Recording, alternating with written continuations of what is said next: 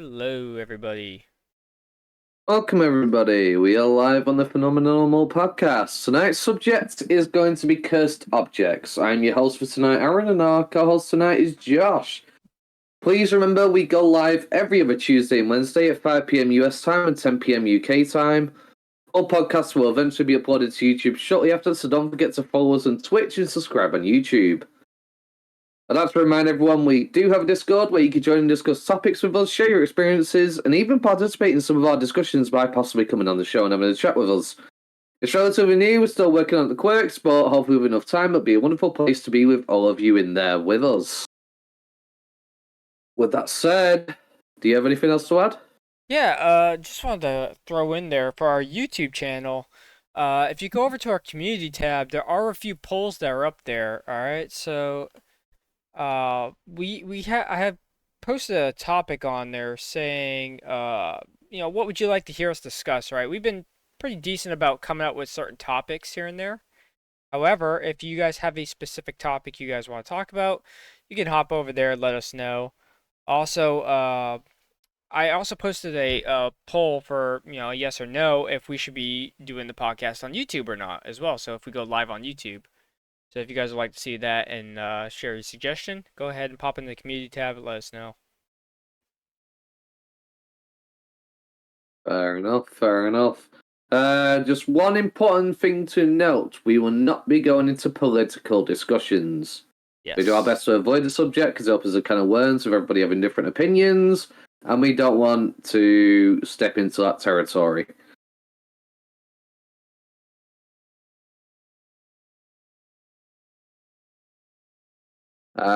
So, cursed objects. Do you believe there is such a thing as a cursed object? Um, I think for cursed objects, I'm split on them. I think a lot of these things are hoaxes. However, Right. I do believe that objects can be cursed. There. Yeah, I mean, curses have been around for thousands of years. So many different beliefs, civilizations believed in curses of some kind. Some believe you were cursed by gods. You have some people who believe in voodoo rituals, witches. There's all kinds of curses spreading back for thousands of years that have supposedly existed where people have cursed another person and it's had an effect on a person's life or impacted them in some way negatively or even supposedly caused death.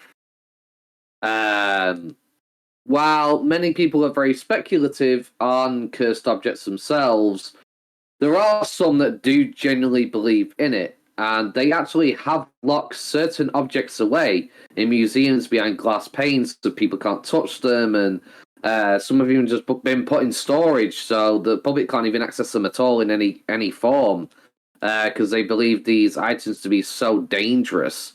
And that's how strongly they believe in these objects actually being cursed. All right. What do you think is the difference between a cursed object and a possessed object? See, a cursed object is supposedly a curse that's been placed on an object. So somebody is physically, whether they've done a ritual or whatever it were, they put some supposed curse on the object. And that basically inherently, if anybody is to said obtain that object, they would be under the effect of the curse. It doesn't discriminate. Whereas a possessed object is more so a spirit attaching itself to an object and then through that object being able to travel around and influence things by being part of it, so to speak. Um, Supposedly, some objects that possess things like dolls, for example, Annabelle being a famous example, supposedly they want a body, they want a host, so to speak. So that's the difference. Whereas the curse is ubiquitous and just affects anyone and just will trigger based on you coming into contact with the object. Possessions are a bit more specialized in different types of haunts that can happen from said objects because it's down to the spirit and what it wants and whether it can feed off any kind of energy, so to speak, to essentially grow stronger in its ability to influence. Could a curse become a possession? Like someone puts a curse on an object and the curse is to possess? So that's a brilliant question. I mean, possibly. It could be possible. I mean, you know, supposedly people can attach parts of themselves to some cursed objects, Hmm. meaning that supposedly through, in a sense of a part of them being attached to the object, whether they use the part of themselves in making the object their own blood, for example, they could potentially attach some kind of like life energy to a degree to the object Oh, and kind of possess. like Harry Potter with the Horcrux stuff. Yeah, kind of like that. That's a great example. Uh, like because there are times where artists have actually used things like blood and all that, and supposedly people have actually encountered cursed objects and they believe it's to be the spirit of the person who created the object before they died. Because some people have actually put their own blood or different kinds of matter into it, and essentially some of them have killed themselves after making said object. And supposedly, some people have come into contact with these have experienced paranormal events in their homes from owning the portrait that once belonged to somebody. Now, that's not somebody putting a curse on an object. That's just sort of they're kind of possessing the object in a way, and people mistake it for a curse. Um, if that kind of makes Yeah. sense. Yeah. Do you think it's demonic for these curses, or do you think it's like something else, like natural, or they get the power from somewhere else? See, I really don't know. I honestly can't answer that question because we can't just say it's demonic because at the end of the day, that goes into demons being involved. But then there's so many Well, different civilizations that believe in demons and believe in different well, things that are the supposedly reason cursed the objects. reason why I say that is because some Satanists say that they can curse people. Right. Yeah. I think there are different myriad of different types of curses you could supposedly place on an object or a person, so to speak, with rituals behind it. I don't, I don't know if necessarily it's demonic, but I believe you could demonically use the demon, for example, in a curse, Hmm. um, if that makes Like sense. deriving the power from that. Derive the power from it, yeah. Okay. Because Basically use the demon as a I don't battery. think I could sit there and go, oh, I curse Pikachu in Pokemon, for example, and it's just going to happen. You have to get your power from somewhere else, whether that's some kind of spiritual realm or something like that. Right. I don't think we inherently have the ability to straight up curse somebody. I believe there needs to be another influence involved in some kind of way or some kind of ritual to be able to conjure the magic, essentially, to be able to do so. Right. We're not talking Right. magic as in like wizards casting spells and going, it casts lightning on you. But it's a whole different kind of thing. I mean, supposedly the Vatican has tons of forbidden texts which supposedly contain spells and witchcraft and things are locked away from public being able to access. So I believe they may possibly be in demonic in nature, or so to speak. But then you've got people who worship voodoo magic. If you look to a lot of tribes do voodoo rituals and things like that. They have their own version of curses, and they're not necessarily worshipping our demons and devils, so to speak, because they had a completely different religious context Hmm. or belief system. So I believe you do need to get some kind of power from somewhere to be able to actually curse somebody. I don't think it's as simple as saying, "Oh, I curse that person," and it's just done. Gotcha. Um, Gotcha. if that makes sense. Oh yeah, absolutely.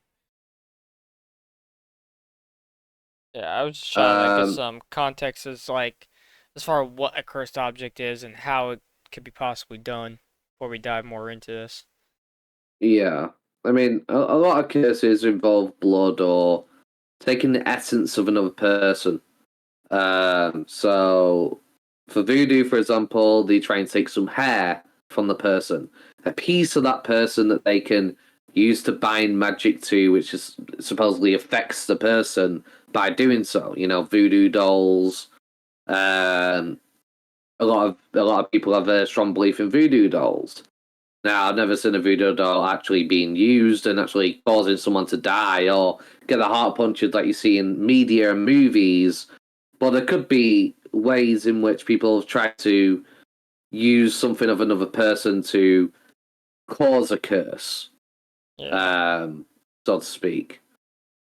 Um, like you need a conduit, you need certain things which are. I don't know much about the rituals involved. I've not looked into what rituals some people do because that's all stuff I'm not really. You don't know whether you're just getting someone talking out their arse or whether it's actual facts. Right. Um, I mean, there's lots of people who genuinely believe they are witches. Like, oh, yeah, I'm a Wicca. I'm a witch, and I Uh, curse people and all that. And I don't know whether that's definitely true or not, or whether they just think they are. yeah. So yeah, I've met my fair share of Wiccans and stuff, Hmm. and I've been to some of their services as well because I dated one at one point. Yeah. But yeah, I remember the first day I walked into one of their like I don't know if you call it a sermon or a meeting or whatever they want to call it. Hmm. If I'm getting it wrong, I'm sorry, but like I don't know. I was just there to support the girl I was with at the time. And Yeah. I just remember I was sitting there and I'm like, yeah, this isn't for me. I'm just like I don't believe in this kind of stuff. I don't think this is accurate at all. And it was like you know, just a lot of weird stuff to my purview on things. I'm not saying that the religion is weird and that their practice is weird, Yeah. right? I'm just saying to someone who's not used to that kind of stuff and just getting thrown into it like that, it was very overwhelming.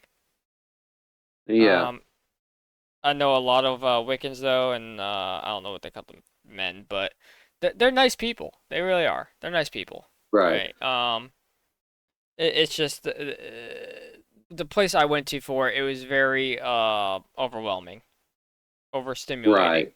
and I'm just for Yeah. me it was like okay, this isn't for me. And after that, I couldn't go with her anymore. I was just like, look, I can't go with you to these services anymore, and she got upset and things just didn't work out. But Yeah. I was just like, look, I can't get into it. But it's not Yeah. it's just like with any religion, it's not for everybody. Right. Yeah. Fair. Fair. I mean, I don't believe there's any real magical books out there that the public can get a hold of. I don't Maybe think you maybe go in the into your Vatican. local, maybe in the Vatican, possibly, but in terms of like just general stuff that the public can get, I don't believe there's any magical texts out there that people just go to your local Walmart and just buy a magic book and just start cursing people. I don't think that's why I have such a hard time believing a lot of these people who claim like, oh yeah, I'm a Wiccan, I have my own book, and it's got spells and curses I can put on people and all this kind of stuff. I'm just like, well, I don't believe you do. Right. This isn't just something you can just walk into your local Target and just pick up and just be like, oh yeah, look at me, I got a magic book, I can do all these things. One, I don't think the government would allow that to even be possible for people to obtain, even if that was such a thing. Because imagine, someone putting a curse on a politician or president or whatever.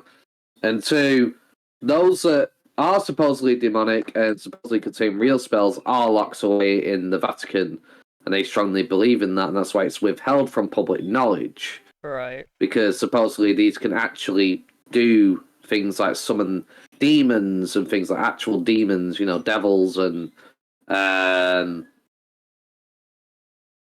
there's supposedly a book that I can't remember the full-on story about it, but supposedly there was a book that was completed in less than 24 hours, which had been impossible to do.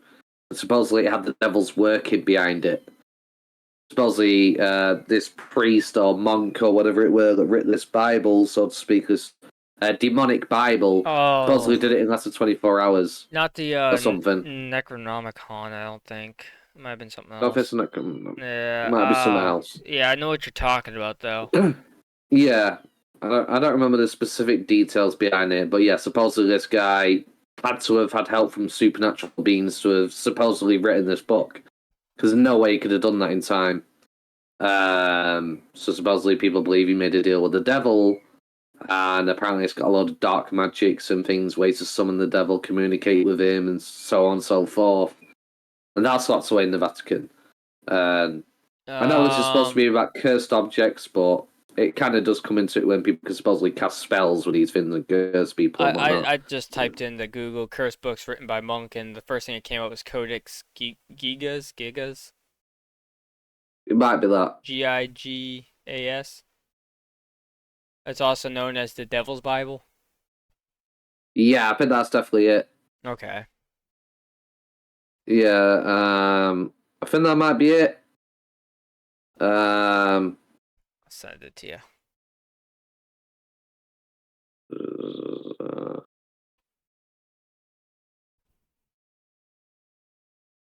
yeah, it's got like illustrations of the devil in it and things like Mm-hmm. that, and apparently it was pretty much impossible in the amount of time he had to write this to be able to write that in time, supposedly. Um,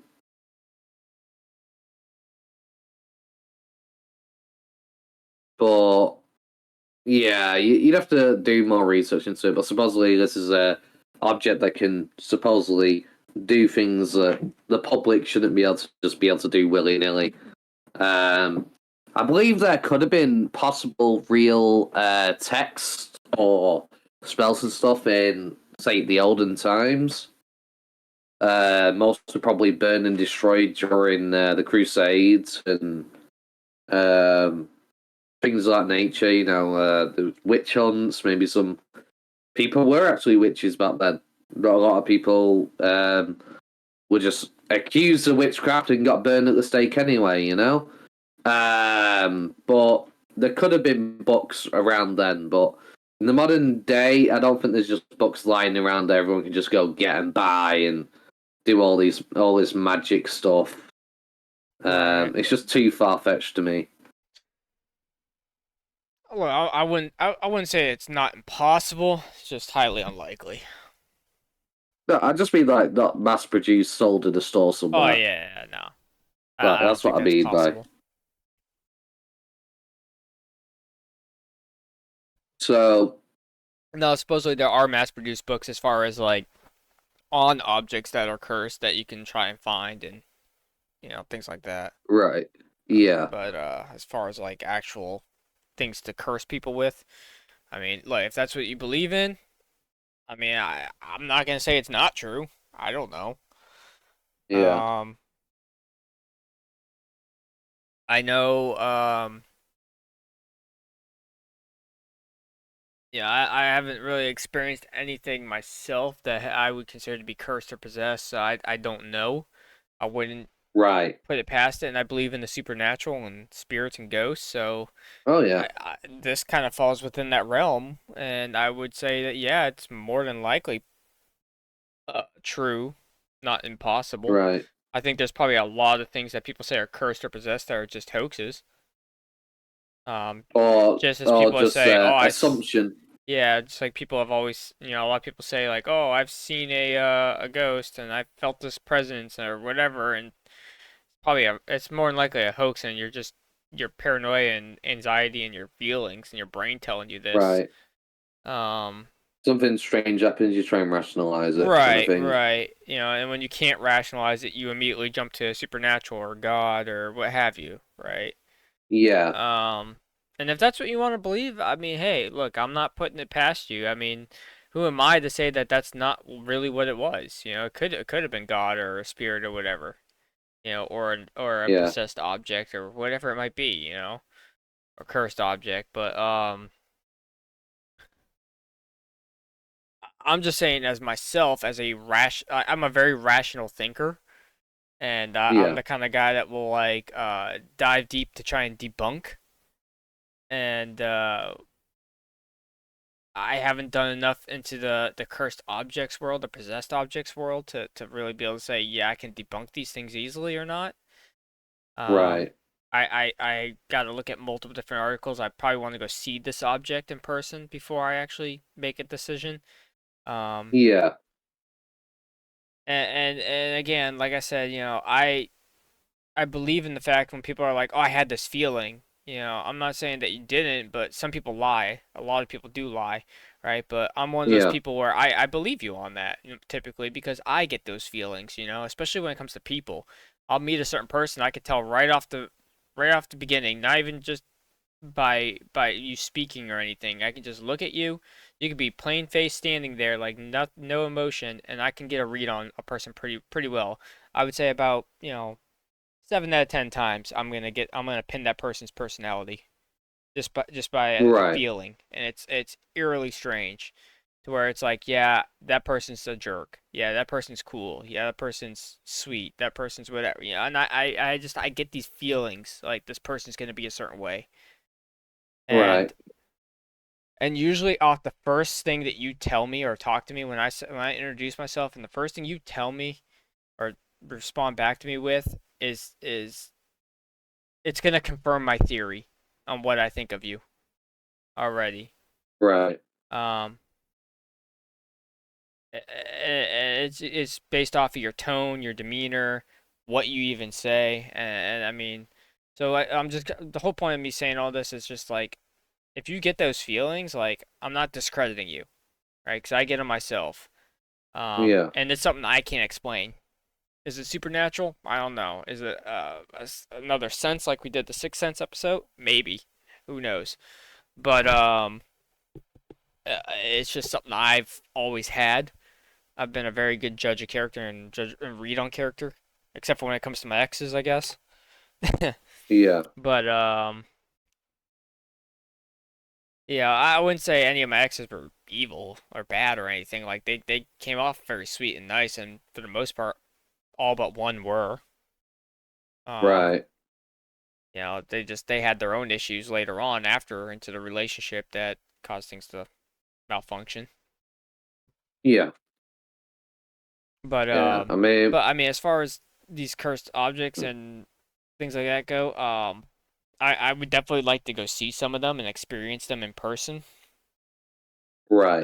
and just kind of judge for myself before I would be able to say Yeah. yes or no to them being cursed or not. Yeah. When I was in my fifth year of school, I was dating this girl for about 2 years, and basically there was a time where I believed I could have been cursed at one point, but um, the reason why I don't know whether it was just I think it's because of what I was told, but essentially I was with her for 2 years, and everybody in our school year essentially started telling me that she was cheating on me. She never cheated on me. But because I had like 30, 40 people come and tell me it, because everyone decided to be a dick, basically, because try ruining the relationship, because, kids are kids and whatnot. Basically, I ended up breaking up with her when I saw her having off with a friend, and I got jealous, and I assumed that that was who she was cheating on with, because that's what people were telling me. But yeah, she never cheated on me, but supposedly, after I broke up with her, she was putting pictures of me in the fire and trying to curse me or something like that, from what I heard. And obviously, with the way my life has been, with everything kind of just being shitty for the most part, there was at one point where I believed that, what if she did? Kind of thing. Uh, um, do I believe that now that I was actually cursed? No. But when I was younger, it did make me think sometimes that what if she actually did? Like, that's the reason why my life's been so terrible. But then my life was terrible before then anyway. So that's why I don't believe it actually worked. However, you could just have a picture of me and put it in the fire and try and curse me off it. I don't think that's something you can do. I mean, what was like 10, 11 at the time. She knows like got wicker stuff in her room or any kind of stuff to curse me with. She just had pictures of me that she was throwing on the fire. Um, so I definitely don't believe that I was actually cursed. Okay, so Well, well, while you were talking here, I looked up some stuff about cursed objects. yeah, Just how do you determine if an object is cursed, right? Um, there's not very many ways that you can do that. I right. found out. They said priesthood. Priests can see the uh, is that beatitude of all objects? I don't believe that at all. Priests No, are no more human than you and I. right. Just because they work for, the church and work for God doesn't mean that they're just some blessed human beings, right? Right. Um, we all know what priests are capable of, at least the evil ones, the bad ones, you know. Oh They're yeah. not Yeah, we know about all great in worshiping beings and yeah. So I that. don't Right. believe that's a very solid choice to detect if an object is cursed. You know, Yeah. some priests might just come in and say, "Oh yeah, your object's cursed," and they're just trying to get money for the church. Right. So I went put my faith in a human being on that. Yeah. Um, here's one who I would put my faith in more than a human being is pet testing. Um, sometimes pets None of those. will move reluctantly either towards or away from the object. You know, most likely away though. Right. Um, they like they'll keep looking at the object and like either bark at it or howl at it or just try and stay away from it though while doing that. Like they just Yeah. something's not right with it, you know. Yeah. Yeah. Um,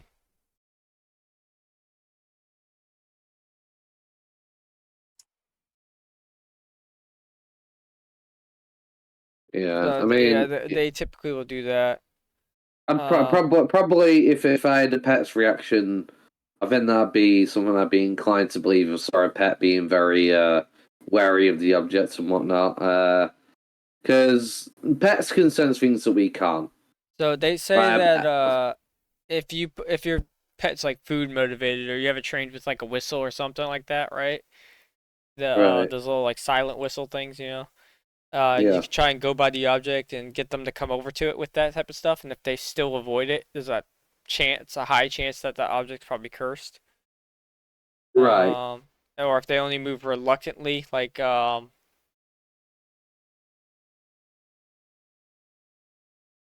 so they say place a couple of different items in that square that you may think are cursed, and if the pet moves only reluctantly, at least one of the items in that square is cursed. Right. Yeah. Um. Yeah. I'd probably like pets wise. Yeah, because pets do sense things that we can't. Right. Like pets can even tell if you're sick. Pets can tell if you're dying. Right. Like there was a cat that used to be in this place where whenever an old person didn't have too long left, they would go and sit by the bed and sit on the bed with them, and that was generally a telltale sign that that person was going to pass away soon. Like pets can sense things that we can't, whether it's by smell or some other means. They see shadows or see objects aren't there. You'll see a pet just looking around the room like it's following something. You look and there's nothing there, but this pet is moving its head frantically looking around. Mm. It's because they are generally sensing something that we can't see. So Um, this one kind of gets me laughing on this for this reading. It says yeah. altar testing, right? Items dropped on Also, on an altar will glow black if cursed and amber if blessed. You must not be blind to use this technique. If you are, this is where it gets me. If you are hallucinating when you do this, this method will only identify those items that are uncursed, as you will be unable to tell the difference between the black and the amber flash while hallucinating. Altar uh huh, testing breaks atheist conduct unless blind. uh huh. Uh, So I'm sorry, but if I dropped an item on an altar and it started glowing black or amber, I would think I'm hallucinating. right, That's what I'm saying. I'm just like, uh, yeah. I'd be like, yeah. what am I smoking? Cause Yeah, I want some more guys having. Yeah, You know, no kidding. like, yeah, I'm sorry, no. This is one where, if you're the kind of person that believes in this kind of stuff, then I mean, go for it. I guess it says scrolls of identity. If you're someone who believes in that type of stuff, I'm not Hmm. somebody who does, but if you are the one, and you believe that will work for you, Yeah, you could cast an scroll of identity on it to see if it's cursed. Scroll of Identify from D&D. Yep, got it. Yeah, well, I mean, it's kind of what it says, yeah, but those are real Yeah, apparently, so apparently they're real. Yeah. I mean, I'm sorry, an object isn't just magically changing its color because you read a bit of text on a piece of paper. yeah. It's not happening. Holy or unholy water. They say that can, if you drip that on there, you can tell if it's cursed. Right. And then it says fountain dipping. You can also dip items in a fountain and may find out whether or not they are cursed. There's a 4 in 30 chance that the item will become uncursed if cursed. The water will apparently glow if it's cursed. Okay. Um, I don't know. I've dropped a lot of pennies, nickels, dimes, and quarters in the fountain, and never seen any of them. Never seen the water glow. I've seen the coins glow in the water. Yeah. They must be holy objects, Yeah, must be blessed objects then. Yeah, I don't know. I feel like that's all fine. The pet one, I would definitely say yes to, but the other is, yeah, I yeah. don't know I would about say that. that pet testing, at least in my preferences, right? I'm not gonna speak for anybody else, but in my preferences, the pet testing is the most logical. Yeah, definitely. That just Pets comes from just me. I'm not saying I don't believe in a God or nothing, but I'm not religious. right. I'm not one of those. I'm not religious. I'm spiritual. No, I'm not one of them. I'm just saying No, I'm a non-practicing agnostic person. I believe there's something out there, God, aliens, whatever you want to call it. There's an same. all-powerful being that's something that big up there that we don't know about. I mean, there's part Um, of me that wants to believe, but I've just never seen any proof that any of this exists. I've seen So things that I just can't explain. I'll put it that yeah, way. And that's what yeah, leads me to believe that there's got to be something.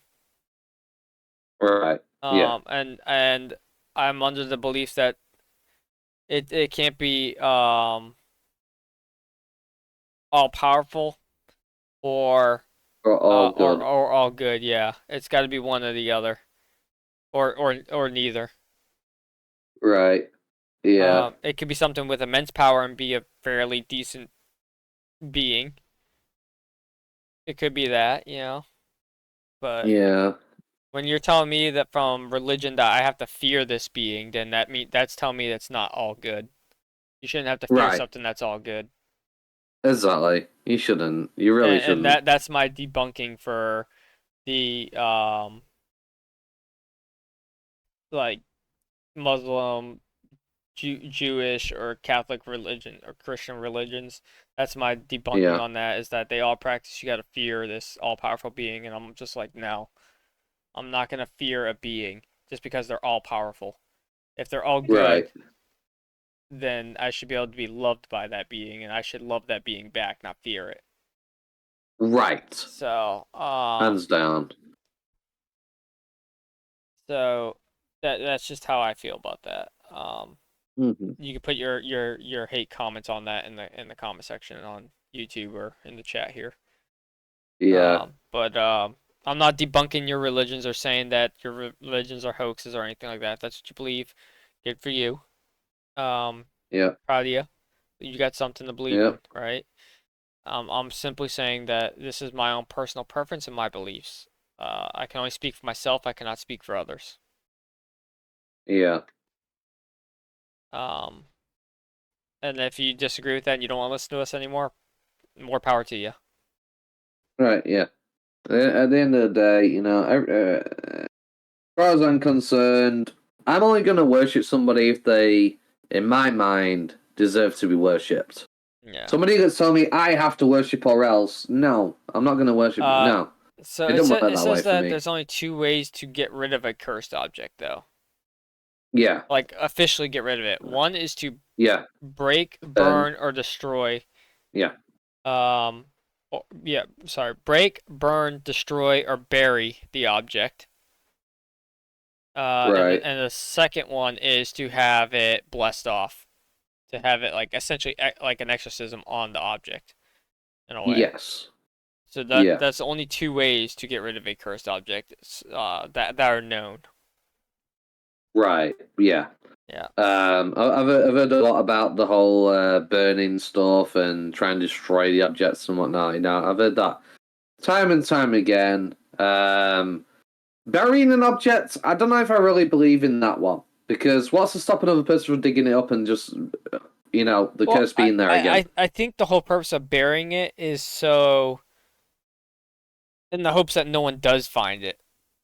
Not necessarily to get rid of Right. the curse, but Yeah. to prevent the object from cursing anyone else. Right. Yeah. Yeah. That makes a lot more sense to I me. think I that's mean, what it means by that. yeah. I mean, destroying an object, if there is something attached to it and the object's destroyed, how can it still be like it's gone? Essentially. Same with burning. If you burn the object, it crumbles down into ash. Maybe the ashes might be cursed. I don't know. But I just don't feel like it'd have enough sustenance to still hold it. But I wouldn't put it past the object anyway and just take my chances with it, Also, just keep that into a vase or something with a shovel, or something that I wouldn't actually touch the ashes. But I believe that that could possibly work for a cursed object as well. Um,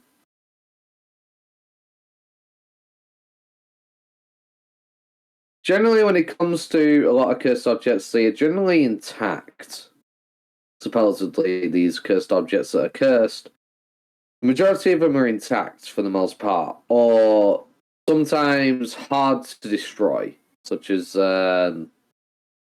some being a bit resistant to being set on fire or um, harder to break, so to speak, supposedly.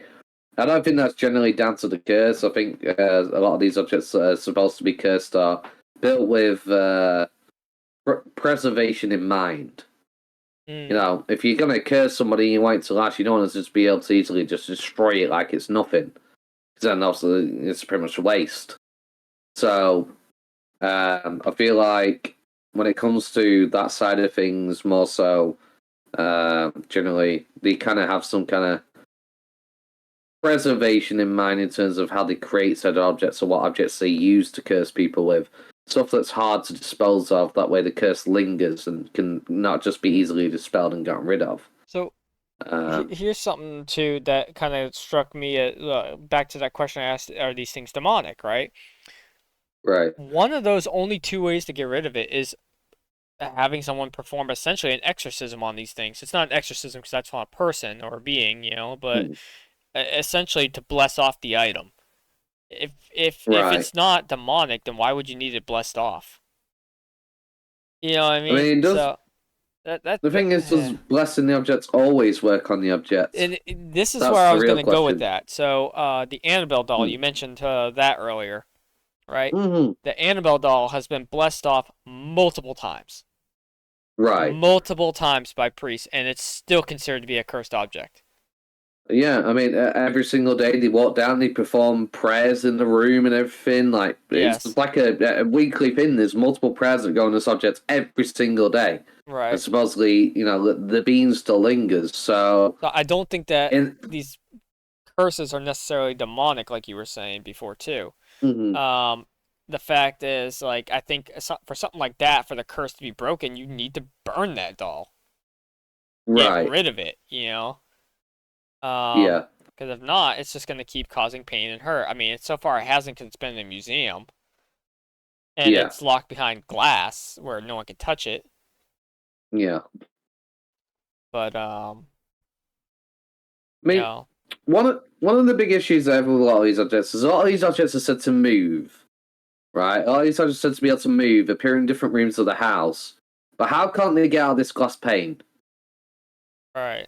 If they can supposedly open doors, end up in different rooms and whatnot, why is this glass pane suddenly able to just prevent them from moving it? Well, it's because the glass pane doesn't have any doors and windows or anything. It's literally sealed inside of it. Mm. They have to like actually unbolt it and lift up the glass in Right. order to even get to it. So Mm. it's almost like a glass Then prison fair that they put enough, it I in. guess, on Yeah. that one. Yeah. But they say that this is something that happens with the Annabelle doll a lot too, because it's in the that cursed. It's like a museum of cursed objects. Right. But they say that if you are around a object that is cursed, you're probably gonna have some queasiness, some uneasiness, especially felt around that object. You're gonna just feel unbalanced and a lot of latching Mm. energy from it. Yeah. And people have described that inside that museum quite often, specifically around that doll. Now, I don't know if that's just because you're around that specific doll and it's famous, and Right. that's why Yeah, people are yeah, like, yeah. "Oh, So it's you heightened kind here, of it's heightened here." I think that just might be some of your nerves and your anxiety. yeah, Um, anxiety because you're being told about it. I yeah. mean, I'd like to maybe go somewhere and just not have that thought in mind and just see whether I feel anything rather than sitting there going, "Well, am I going to feel that?" Because if someone tells me that, it's going to be on my mind, and then I'm going to be in the room and I'm going to be sort of like, "Well, is that happening?" And I might trick myself into believing it's happening hmm because of over concentration on the thought. Um, I would like to see a social experiment if people would volunteer for that, and if the museum would be willing to have a doll that's identical to the Annabelle doll, right? But not actually right, be that doll, and have people right, in the same room with it. That the fake one, and yeah, see how people react to it. yeah. You know, It's a placebo effect. It's like, right? And you if know, they start saying, "Oh, I feel uneasy, I feel not good about it," blah blah blah, it's them and not the doll. right, You yeah, know, um, exactly. and then see how they actually are with the real one in the room. You know, Oh yeah, but don't tell them which one's which, right. and then just log that kind And of as an experiment. I would volunteer for and that. then, and then at the end, tell them which doll did they think was it at the Right. end of it. So like, oh, was it the first doll or the second doll? Yeah. Sort of collect data on it, so to speak, about um people knowing, and then just dropping that question on them, like, well, you saw the doll twice. Did you feel anything the first time, or was it the second time you felt it? Right. And they're like, oh, well, whether they say the first or second, it's like, right, well, so maybe it's the objective is the second time, or maybe it's just them if it was the first time, whatever they say. If they say both, then it's kind of harder to debunk whether it's the person or not, but at the same time, um, it's still data to be collected, so to speak, Right. and something to consider. Yeah. Because I feel like a lot of people romanticize these, not necessarily a fantasy, but these thoughts in their head where they think, oh, this is going to happen to me. And because they're convinced it's going to happen, they look for it. And then without it actually being there, they automatically assume it's there. Um, because they're looking for it, they're expecting it to happen. So they placebo themselves into the feeling and effect of it. Right. Right. Um, and I feel like that's a lot of issue with a lot of supposed objects out there that are curses. If people are told that it's cursed, well, oh yeah, I thought I felt something because they're thinking it's cursed. They're constantly in the thought moment. And they're trying to every little thing that happens to them. They're gonna be, oh yeah, it's definitely the cursed object. It's doing it to me. I'm being affected by it. So it's kind of a hard one to really kind of wrap your head around, really, because you don't know whether it's a person just romanticizing the idea in the head or whether they are actually under the influence. Right. I think the biggest thing is a lot of people confuse curses with possessions when it comes to objects, Right. and that's why I think a lot of people are like, "Oh, get a priest." Well, why would you get a priest for a curse? A curse isn't demonic. It's not. something that would involve the No. church. A possession, maybe, yeah, sure. And I think that's what a I lot of people mean, think for the Annabelle doll is that it's possessed, and I don't think it's possessed. I think it's cursed right, because if it was possessed, you should be able to bless off the item and it would get rid of the possession. right, But they've tried that multiple times, like I said. So I think it's not. I don't think it's possessed. I think it's cursed. right, So, and with that, you won't be able to just bless away the this curse. You're gonna have to get rid of the item, burn it, incinerate it, do whatever you gotta do. yeah. I mean, I'd actually love to actually see an actual cursed object being actually burned. Yeah, See what happens. yeah. Have So someone record it the whole entire time. See whether you see anything come for it. Do you see any kind of yeah, energy leave it, right. or And I some told kind of that story being? about when I was a kid, right? And I don't know, maybe it's just me as a kid. I don't know exactly Right. about that toy I had and how it kept Yeah. disappearing and reappearing in different places in the house, Yeah. almost like Toy Story, kind of. Yeah. Yeah. Yeah, like it moved on its own, it seemed, but it wouldn't do it in front of me. You Yeah. know, there was a time where I ripped the arm off the action because it was an action figure. I ripped the arm off, and the next Right. morning, so I hid the arm in my room, and I think it was in my closet. I hid the arm, buried it too, so Right. I knew it couldn't have been my parents, right? My brother was Yeah. still young at the time, and I didn't tell my parents about this, right? And I left the toy sitting on top of my little toy chest I had down in the basement, right? That's where all my toys Right. were. I had them down in the basement. That was where I hung out as a kid. My parents didn't lock me in the basement. I just went down there and played.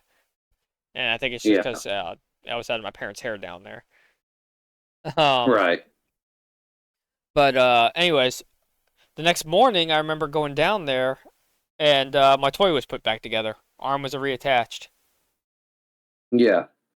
sitting there. Interesting. Yeah, and the weirdest part of it was the arm was raised up like it was waving at me. The one that was ripped off. Right. Yeah. Yeah. That's very interesting to be sure. So whether that toy was cursed or not, or possessed, I couldn't say for certain. I was Yeah. young, but I wasn't. Yeah, I wasn't like a baby. I was maybe like 6, 7 years old, maybe probably 7 years Right. old, 7 or 8, 6, 7 or 8, somewhere in there. But I I mean, I have a very vivid memory of that happening. right. So I mean, many people have like gotten rid of an object, like thrown it away, and had the object supposedly come back, right? So some people have thrown it in the trash and whatnot. Some it's ended up back in the house and all this kind of stuff. And there's been a lot of talk and speculation by people over the years on that. But yours, like, I've never heard of a limb being ripped off and being attached back to the object. That's right. something new. I've never heard anyone say that before. Yeah. I did it as like a little test and experiment because I was like, this thing keeps moving around and I keep losing it and it comes back. And I've Yeah, done did other tests prior to that, like moving it around to different places in the house and it would be in a different spot. And I was like, okay, yeah, I remember thinking as a kid too, like, oh, maybe my parents just moved it. So that's why I did right. that test and sure enough, the next day, there it was, reattached with the arm and it was like up in the air like it was waving at me. Yeah. I don't know. That's wild. Yeah. Um, And yeah, and then after that day too, I remember I started feeling this weird like presence in the basement, and I didn't want to go down there as much. right. Yeah, I still went down there and played because I was a kid, but I was always uneasy, and I always felt like I was being watched down there. Yeah, I mean, Um, I've never had an experience like that or anything close, but oh, we are coming up on the 10 to the hour here. we are. So we're gonna take a 10-minute break. We're back around the hour mark. Is that cool with you? Do it with me. All right. So we're back in the next segment. We'll probably discuss like some actual supposedly cursed objects and. We'll have some discussions about it, and we'll have a little bit more of a discussion about this doll with part of its arm attached. because I have a few theories on that. So we're back on top of the hour. Alright.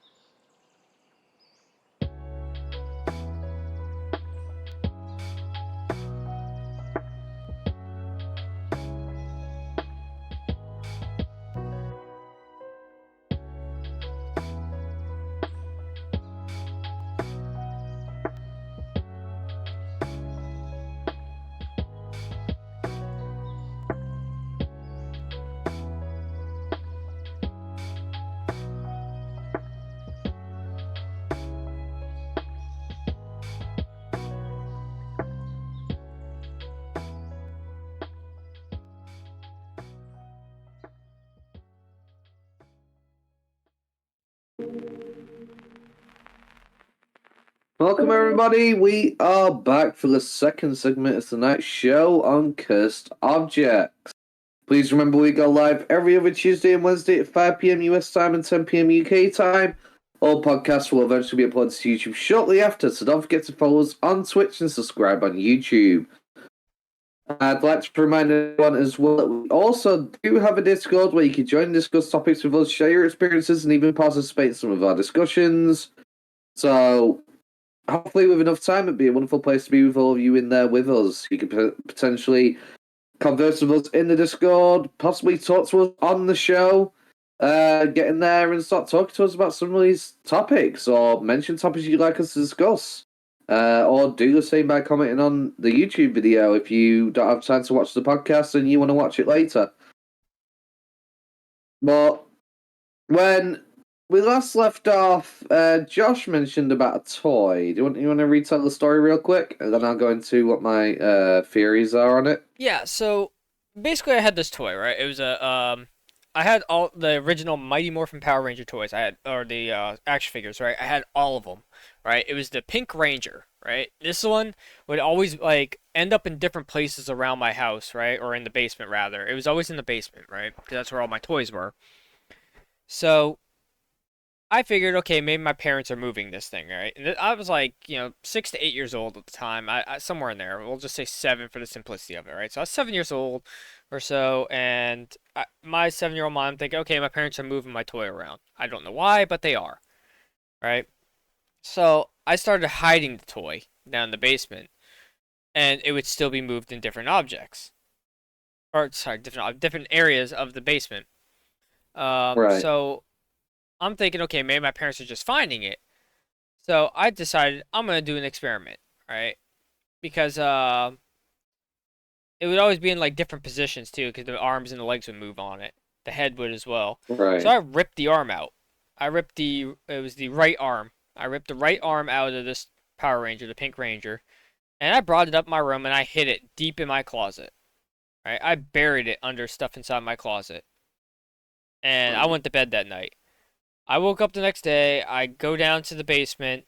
Sure enough, on the toy chest was the Pink Ranger sitting down on it with its right arm raised as if it was waving at me, reattached to its body. right. There was no way my parents would have known I hid the arm inside my closet. None. Hmm, I didn't tell them great, about it.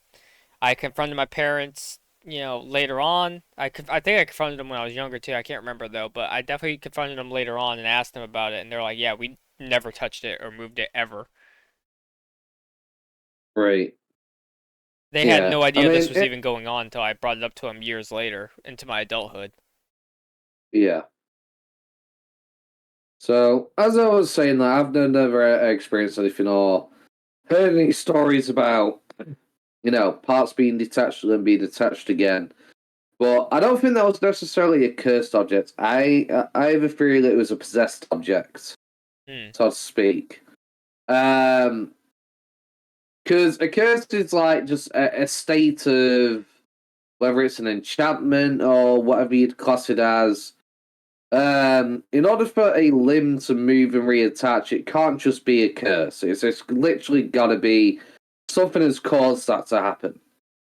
So my theory is you possibly had a possessed toy, um, because a curse wouldn't potentially have the means to be able to make that happen. If Right. that makes sense. And like I said earlier too, before the break too, like after that moment, I started having this weird presence, like as if something was following me in the basement. Everywhere I moved, everything I did, I always felt like this presence was down there with me after the fact. Yeah. But it wasn't until that time where I actually physically ripped the arm off that thing and I hit it, that started happening. Beforehand, I didn't feel no presence down there, nothing like that. I don't think this thing was malicious. I just think it was kind of, if it was possessed, it was telling me, "Hey, I'm here." You Right. know, like don't do that again, kind of thing, though. Yeah. Um, I don't remember what happened to those action figures though. I know I don't have them anymore. They must I have was gotten about to stolen ask at some that. Do point. you still Yeah. have it? No, I don't. I don't know what happened to him. I really don't. I can't tell you. My dad was Yeah, in the military and we moved around a lot, so maybe it got lost in yeah, a move or we threw it away or something, Maybe we yeah, donated it to like a charity as I was getting older. I really don't remember what we did with them. yeah. Fair enough. Shame, The because only thing I remember is the next thing after those Power Rangers that was like my new favorite thing in the world was when the Nintendo 64 and we got that. yeah. And that's when I first like Uh, realized I love video games. oh yeah. But Video games. yeah, so that was just a very oh it's that was probably yeah was my first paranormal experience or like Right. phenomenon experience. Yeah. Um where it's just something I couldn't explain that happened. Right. And and I've had many more throughout my life. Not nothing like that, but other experiences as well. Some worse and some Hmm. not as bad, more subtle. But I've had my fair share of stuff, and yeah, I've always been that kind of kid that was in tune with that. Yeah. So, did you ever consider maybe it might have been because you saw the armored reattached that you then started to imagine a presence potentially? I mean, So, like a I placebo effect? I don't know. I can't remember what was going through my mind 100% back then. Hmm. I remember what happened that night and the next day. Yeah. I don't remember what was going on through my head. Yeah. Afterwards. It could very well have just been in my head, but Yeah. my memory is telling me that I started feeling this presence. Right. Yeah. I mean, I'm not Yeah. discrediting the armor touching and whatnot. Like, if you Right, say right. that happened, I believe you. I just want the present side of things could have been Yeah. paranoia or what if Yeah. because how did that happen? Is there Now, something there? again, Sort of this thing, is all based off memory. I've never wrote this down, Yeah. especially as a kid. I didn't write this down. So, Oh yeah. um I so memories are flawed. My memory could be wrong about this, and maybe I Oh reattached yeah. the arm myself. I was like 6 to 8 years old, somewhere in there, 6, 7, or 8. I don't remember much, Yeah. but it's I'm well in my 30s now, so this is a long time ago. Oh yeah. And it's just I don't remember everything off the top of my head, but Yeah. my mind and my memory is telling me I swear this thing just reattached on its own somehow. Right. So that's the story I stick with because that's what my memory tells me. And I'm not trying to Yeah. call myself a liar even, but is it possible I did all this myself and it's just that's what I remember? Yeah, it that is within the Hmm. realm of possibilities. I could Right. just be making it up because my memory is making it up, Right. you know. Yeah. But yeah, I mean so that's always possible. yeah, yeah. As um, I mean, Maybe that was possessed objects are a funny one. my childhood imagination, could have been that. Yeah. Yeah, I mean, memories are a funny one. I'm terrible with memory. I really am. And people say that over time, potentially, our brains, you won't always remember specifically what happened. Exactly how it was. Sometimes things will change a little bit in your memory, so you'll think things a little bit different and whatnot. It's a weird effect, but supposedly you don't remember the event exactly as it happened. You kind of remember bits, and sometimes you'll add stuff into it that wasn't there, kind of thing. So memory is a very funny one because you can't always just rely on memory. Right. Um, but I do believe that potentially it could have been a possessed object if this has happened. Rather than a cursed one for sure. Curses just don't have the means to necessarily do that, so to speak. They can attach to an object, but Supposedly, if you touch the object, you become cursed. But I don't believe a curse can reassemble its pieces together and refunction itself. I mean, I'm would all be screwed because there'd be tons of cursed objects all over the world that just reassemble themselves whether they willy-nilly want it. You know, uh, when people have broken them or whatever, they just reattach themselves. So yeah, definitely I'm leaning towards possession for that one. But I wanted to start off with that for the second segment because there are supposedly objects that are cursed. Many I believe are a lot of possession-based things, mislabeled as a curse. But Hmm. there are several objects which are believed to actually be cursed. Right. Um, Like the Robert the but Doll thing, I think that's a possession, but the Annabelle, I think that is actually cursed. right, yeah. So I think we'll get into a little bit of discussion of some potential cursed objects and some that I think might also be speculation as well, coincidence leading to believe in it, sort of thing. Like it is a curse. So there was. I think I'll start off with Busby's chair. So Busby, this is like in the 1700s or something. That Busby supposedly was tried and sentenced to death after he killed his a relative of his or something along those lines. And he came back with a hammer after a big argument and basically beat him to death with a hammer at the inn. And on his there's many different tales of the recollection of the events, but suppose the basis is he supposedly cursed a chair, and anyone who sits in it, because if anyone sits in his chair, they're going to die. He supposedly cursed the chair before he went to his execution. He was allowed to, his last wish was taking a drink, for example, and he went to go sit in his chair in his inn for his last wishes before going to the execution, and supposedly he has cursed the chair.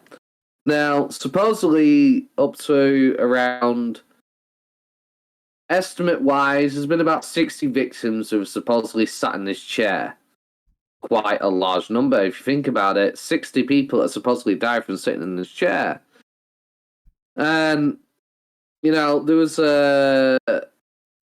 a chimney sweep in 1894 that supposedly sat in his chair, and supposedly he was found dead that very same night, Mm. and he was hanging from the gibbet which the person was killed on for the execution.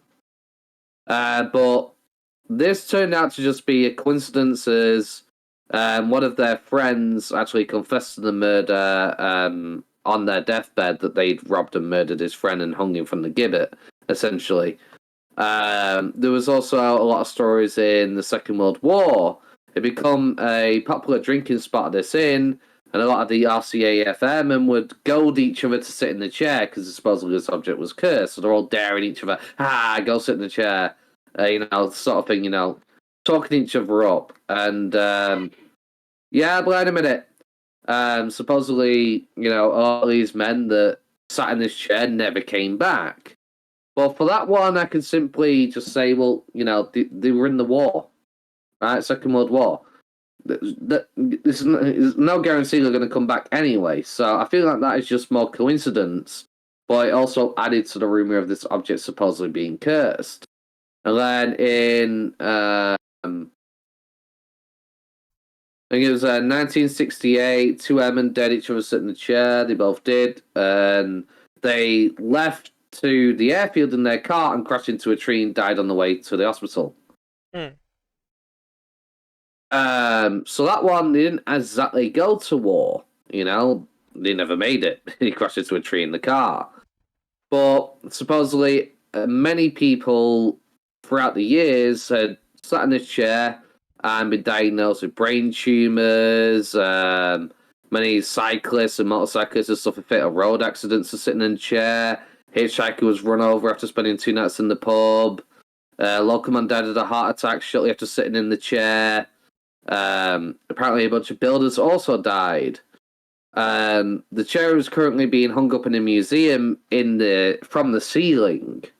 And many people have been, safety concerns and trying to threaten to sue them for safety violations and all that, but they've got literally the chair hanging from the ceilings to prevent anybody from sitting in the chair because they believe the object to be cursed. Hmm. I've just been called, so I'll be back as soon as I can. I'll be like 30 odd seconds. I'll be as quick as I can. Okay, we're gonna go to a Sorry. quick break in the meantime.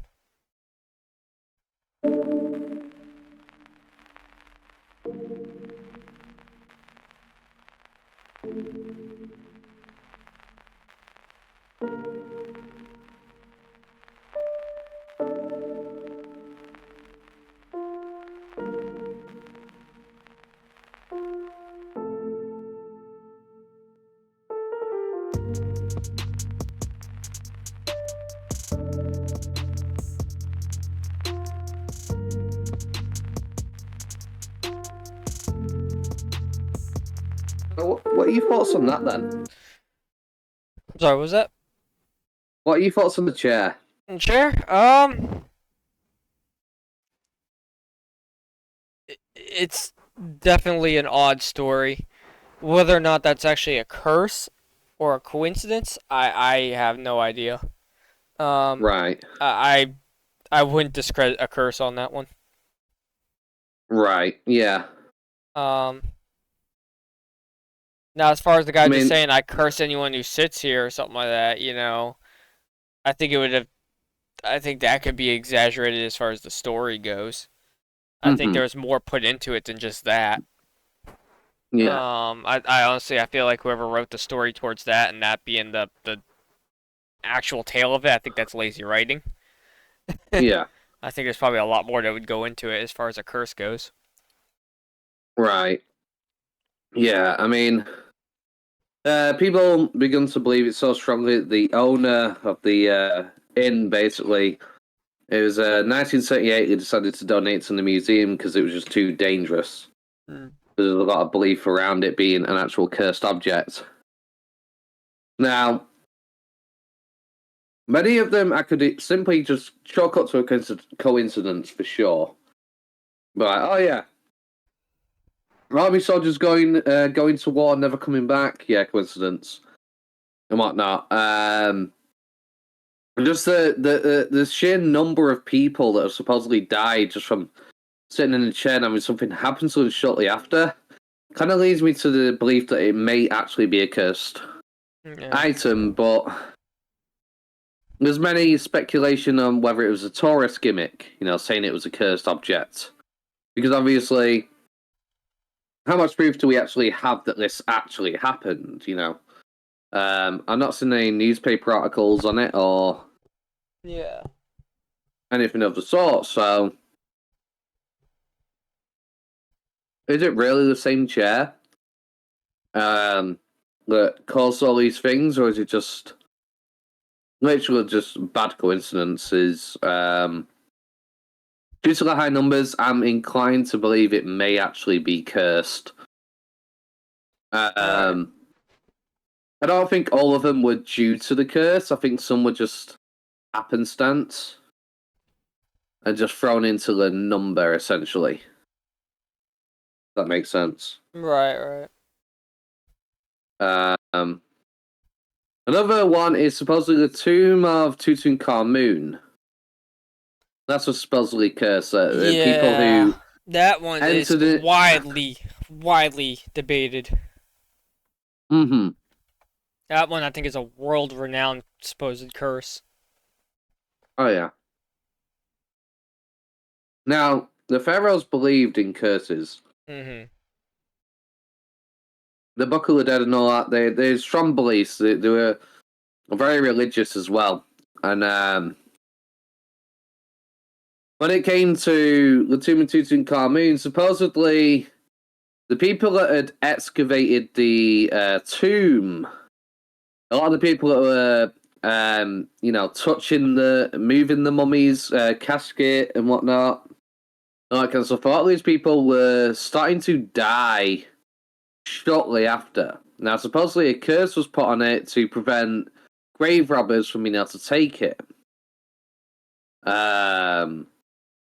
Because obviously there's a lot of tomb robbers back in those days and whatnot that, wanted lots of gold and fortune, essentially. But the problem is the amount of info on this, it's so hard to fully, digest, so to speak. Just because there's so much overwhelming information on it.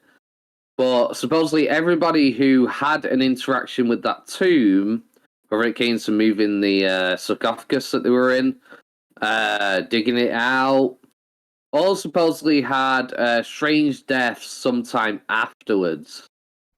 Right. Um,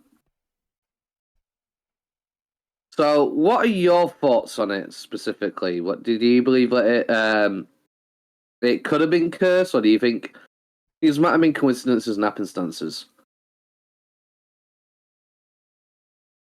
Um, for this, no, I'm a believer in the curse for this. I really am. Yeah, probably leaning towards the same way, honestly.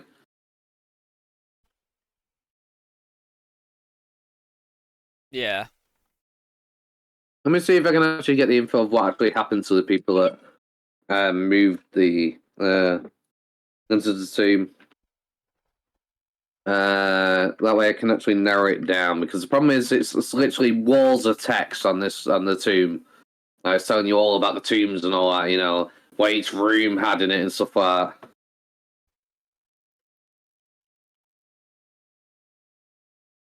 that. So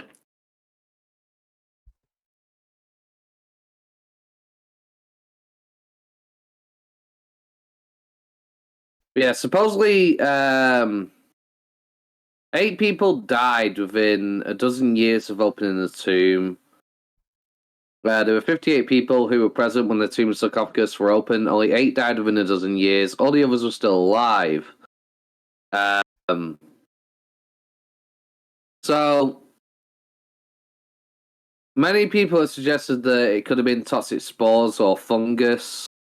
Potentially, that could have contributed to it. Because of the small amount of people, this is why it's so heavily debated. Many think it was literally. If only 8 people died out of 58 people, then that would suggest that it can't be as cursed as it was, right? That makes sense. Right. Why didn't everyone die? Well, Maybe supposedly there maybe was a it was curse placed just upon the tomb. maybe it's just the roles that people played in there. Possibly, yeah. Which also leads into the debate. Mhm. I mean, like if you were one of the crew that went in there and all you do is walk around and leave, not really Hmm. disturbing anything, versus someone who actually Right. lifted the sarcophagus. Yeah. I don't know. I would have to do more research into who actually died and for what. I've heard the stories. Yeah. I mean, supposedly Howard Carter, who was one of the people, in around 1926, he reported in his diary that he saw a jackal of the same type as Anubis, who's supposedly the guardian of the dead. And it was the first time he'd seen one in over 35 years of working in the desert. But he didn't necessarily suggest it was due to supernatural causes that he saw the jackal, but supposedly he claims he saw one. Which is very interesting. Um, the Henry Field was accompanied by someone called Breasted, and they visited the tomb, and he recalled the kindness and friendliness of Carter, who was there and whatnot, and he had given them a paperweight, which is supposedly composed of a mummified hand with its wrist adorned with a scarab bracelet, Hmm. and it was marked with something that said, "Cursed be he who moves my body; to him shall come fire, water, and pestilence." And soon after supposedly receiving the gift, Ingram's house burned down, followed by a flood when it was rebuilt.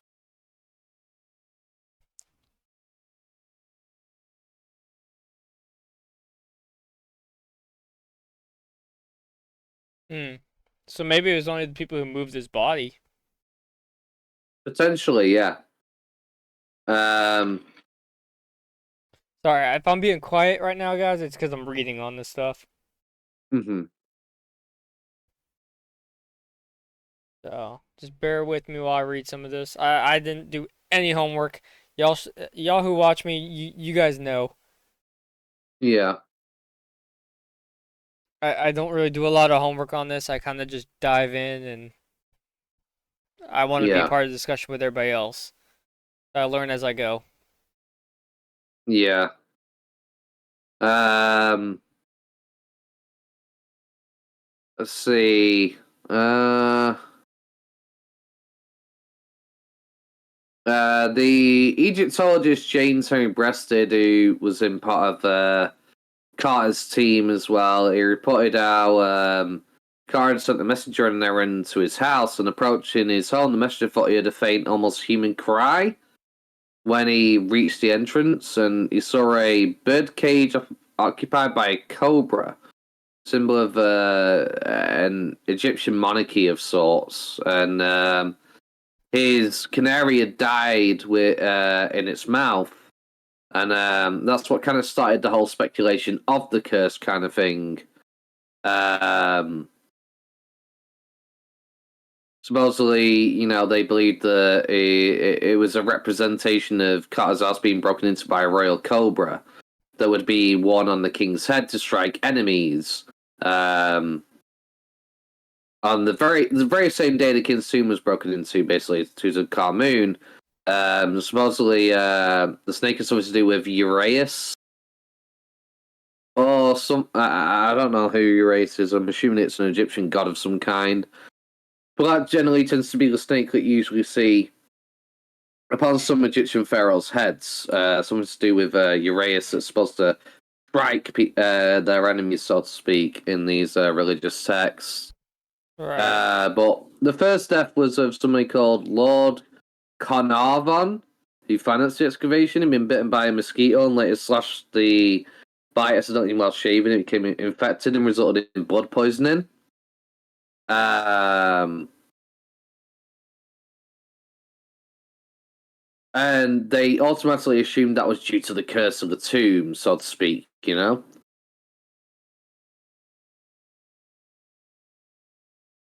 All right.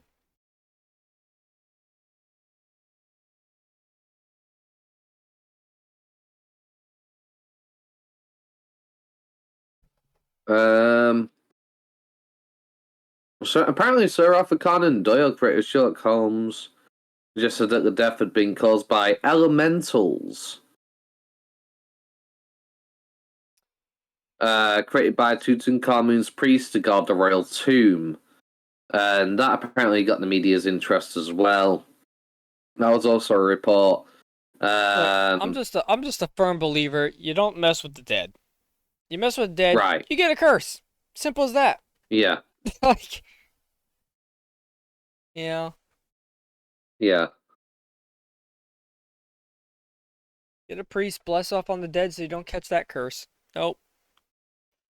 Yeah.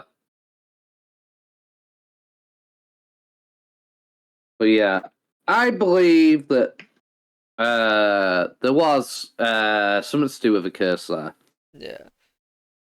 What's your take on I don't think we should probably dive too deep into this topic, but the Hope Diamond. A lot of people say that's cursed as well.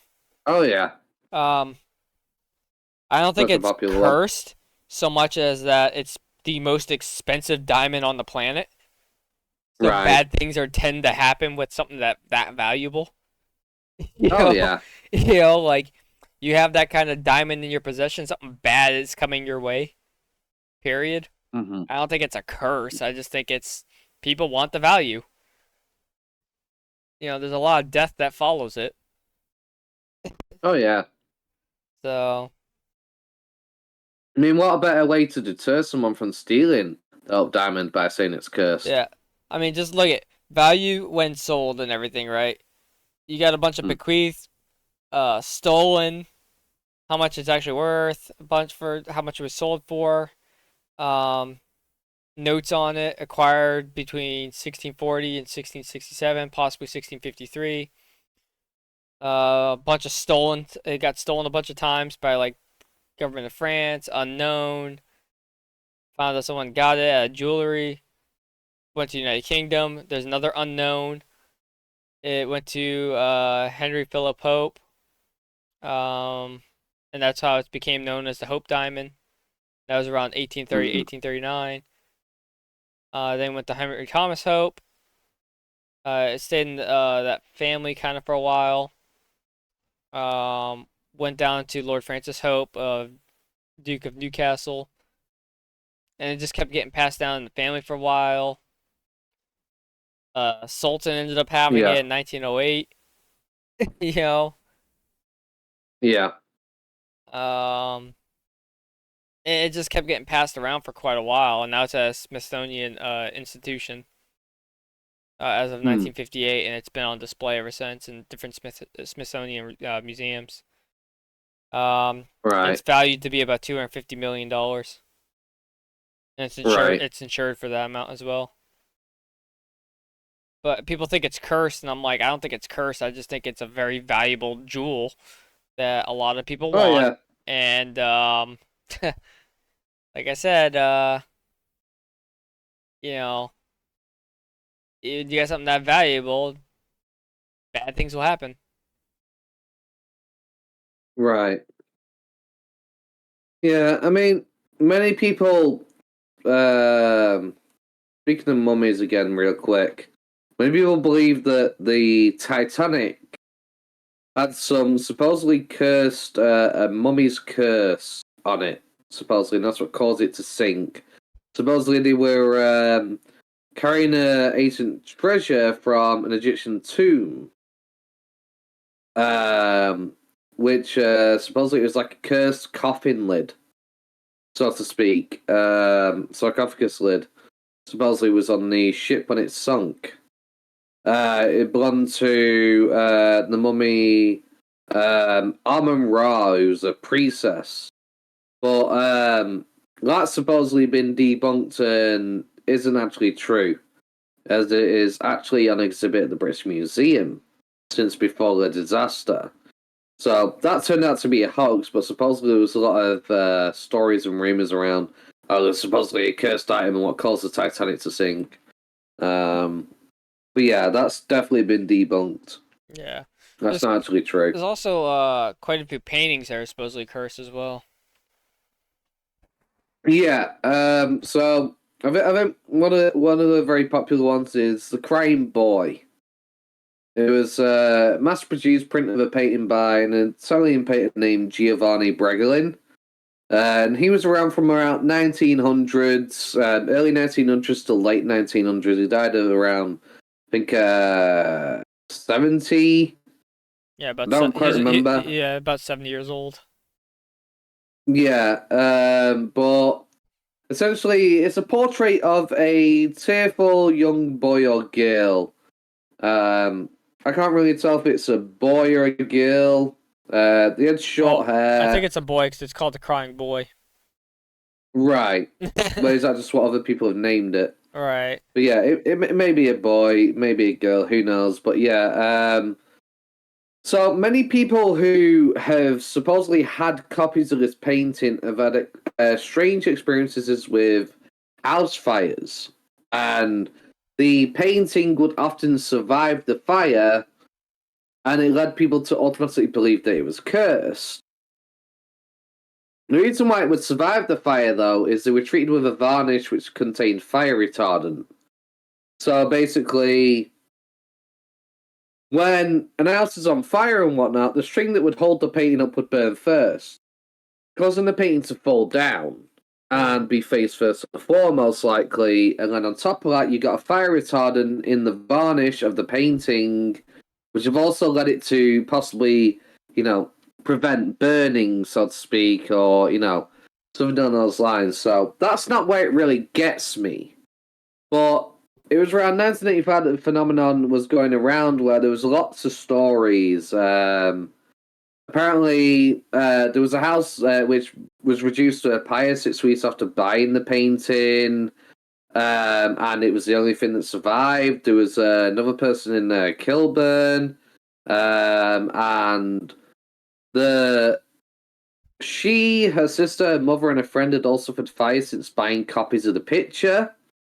In 1985, the Perillo Pizza Palace in Great Yarmouth, Norfolk, was gutted by fire, which prominently displayed the crime boy picture, and it again remained in pristine condition. Another on October 24th in 1985, the Godper family of Herringthorpe, South Yorkshire, lost their home to an unexplained fire, and again, the crime boy picture Yeah. displayed in the living room stayed unmarked. Um, Apparently, on October 25th, 1985, Heswell, Merseyside, a pair of paintings hanging over the living room and dining rooms in the house belonging to the Amos family were found intact after a gas explosion destroying the building. In November 1985, a woman from Leeds who destroyed her picture of the crime boy, seen certain that destruction was to blame for the death in a fire of her husband and three sons. There was a Mrs. Woodward in Forest Hill, London, who destroyed a picture, believed to be responsible for the loss of her son, daughter, husband, and mother in separate fire-related incidents. On November 12th, 1985, Malcolm Vaughan of Churchdown, Gloucestershire, held to destroy a neighbour's picture. He returned on to find his own living room ablaze for reasons which firemen were unable to explain. And in December 1985, 67-year-old William Armitage died in a mysterious fire that swept through his house in Weston-super-Mare, Avon. It was discovered that the Crane Boy picture was found intact lying beside the pensioner's charred body. One of the firemen who dealt with the blaze was afterwards quoted saying, "I never believed in the jinx up until now. When you actually come across a picture in a gutted room, it's literally the only thing that's not been touched is most odd." So there's a slew of these coincidences in 1985 of people buying it. Mm. But the thing that I find most strange is apparently they were widely distributed from 1950 onwards. So why is it all these were in 1985 specifically, and there's not really any info on any other times that this supposedly happened? That part I find very strange. These are the only related incidents that I've been able to find so far. But that's a strange sling of coincidences, right? If it was just a coincidence. For all these different people in different places of the UK to have this painting and have fires happen. And again, the painting just keeps surviving. Does that then escape the point of coincidence only and then become a bit more of a, well, what if scenario? Right. Yeah, I mean it's that one's hard to determine if it's a curse or not. I mean, because it could just be coincidences. I mean, fires happen all the time, but for it to happen that many times with the painting, I mean, it does have the fire retardant, so it makes sense, you know. And if it was a widely Yeah. distributed painting, I mean, is it a curse or just coincidence? That one does the data can't prove. The problem I have is, generally a cursed object comes as a cursed object. If you're widely distributing the painting, why would every single one of them have the curse? Right. Um, but it is definitely just crazy because all these are in close proximity of each other. Between September to December, all in 1985. Some were like a few days apart of these fires happening, though. Which does make me sit there and go, well, there's coincidence, and then there's like that much of a coincidence. Right. But Yeah. it's a hard one because part of me is like, yeah, it could just be coincidence, but because they all happened in such a short span of each other,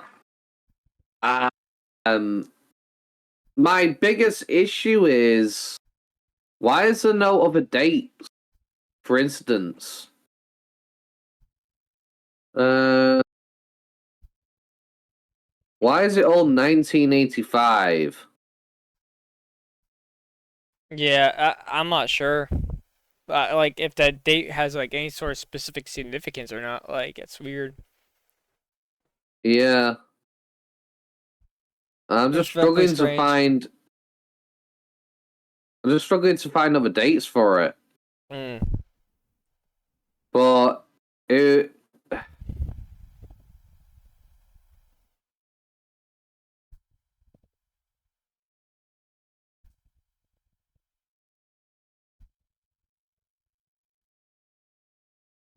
yeah, I don't know.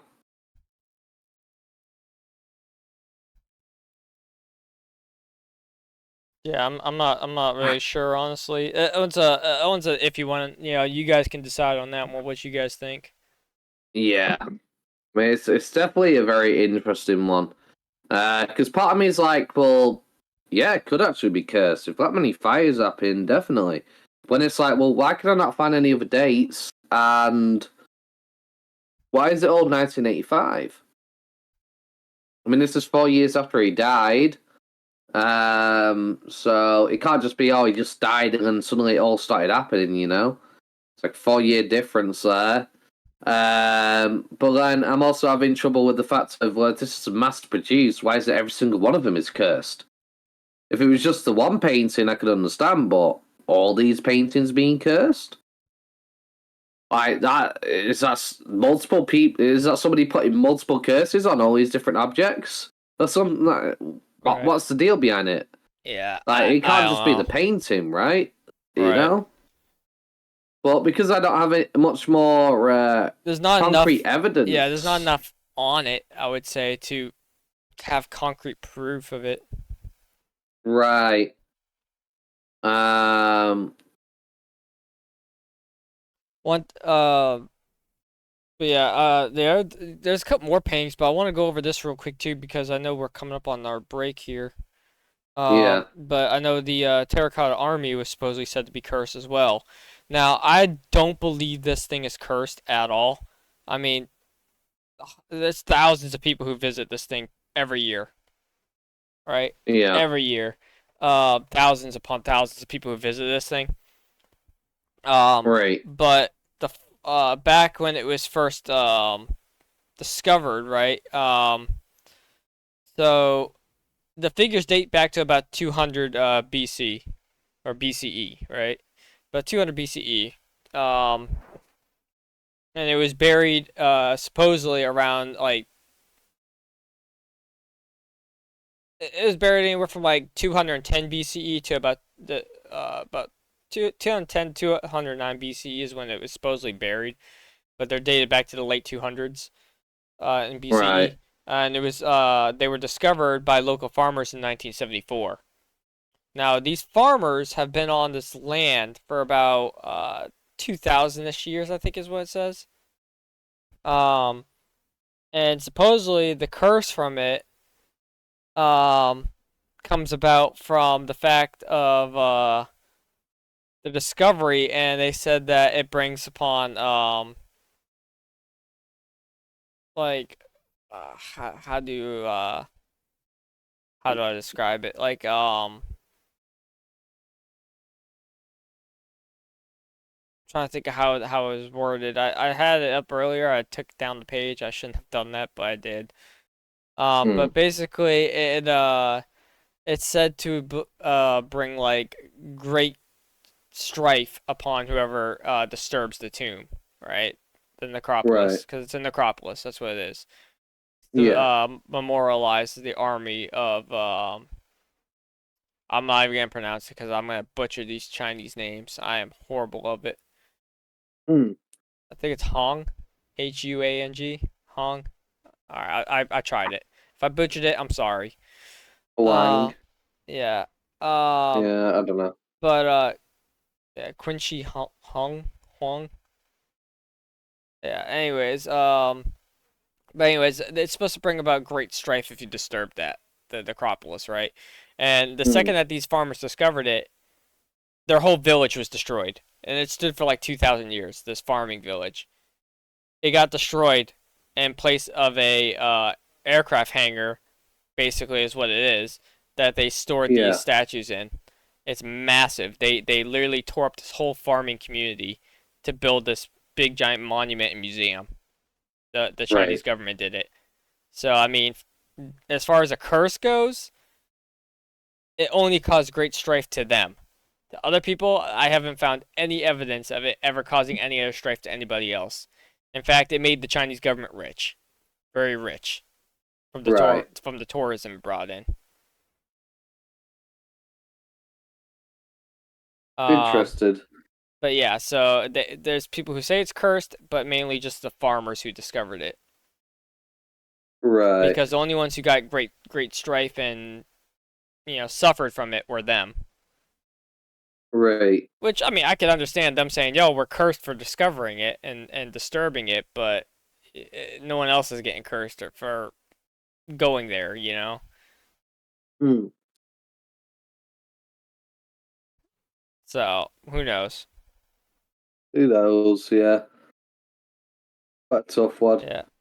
And a little fun fact: President Reagan and Nancy Reagan, First Lady Nancy Reagan, they visited it back Yeah. in 1984. Hmm. So just a little fun fact. Yeah. Um, some of the statues as well have been destroyed. Either destroyed or damaged. Uh, some of the statues were also taken as well, and they were placed in museums around the world. Yeah. Interested. They take some. The Chinese government takes some of them too and gives them to like Smithsonian museums and other museums, and they travel around the world. Yeah. Um, it says in 2018, from 9 February 2018 to 20 October 2018, China's first emperor and terracotta warriors was at the World Museum in Liverpool. So yeah, Right. some of them went to England, I guess. Yeah. So, there's also some of them went to Germany, went to Frankfurt, Hmm. Munich, Oberhof, Berlin, and Nuremberg. Yeah.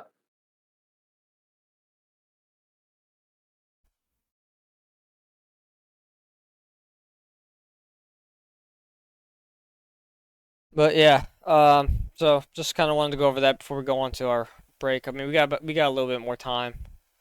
If we want to go over something else real quick. Yeah.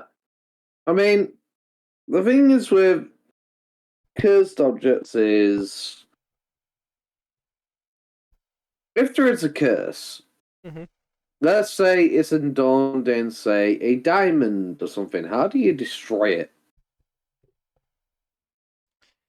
They, a lot of people are just like, oh, you can simply burn it, destroying objects and whatnot, but diamonds are very hard to actually damage and destroy.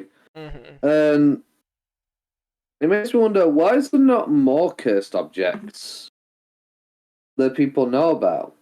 I mean, if there's so many cursed objects out there, and all these different religions and all these different countries have their own views on supposed curses and demonic spirits that can possess items and all this kind of stuff. They have all these rituals. How do we know which is an actual curse, which one's just people chalking bad luck or unfortunate events to being a curse? You know, um, because the issue with all these cursed subjects is some are easily destroyed, can be set on fire, but nobody destroys them. I want to know why. This Annabelle doll was so dangerous. Why glorify it in a museum and not destroy the item? If it's supposedly so dangerous of an item, the you know what I mean? I just find it weird that so many of these items are preserved rather than just being dealt with. If they're really as dangerous as they claim, would they not want to make sure that no one can be affected by it? Right. Like, Yeah, what's the that's reason for why keeping them around?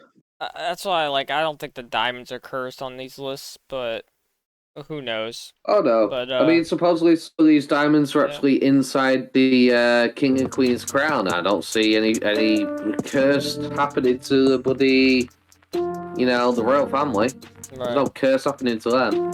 right. But we are at the 10-minute mark here for a break. Yep. We'll see you guys top of the hour. Top of the hour will be entering the off-topic hour.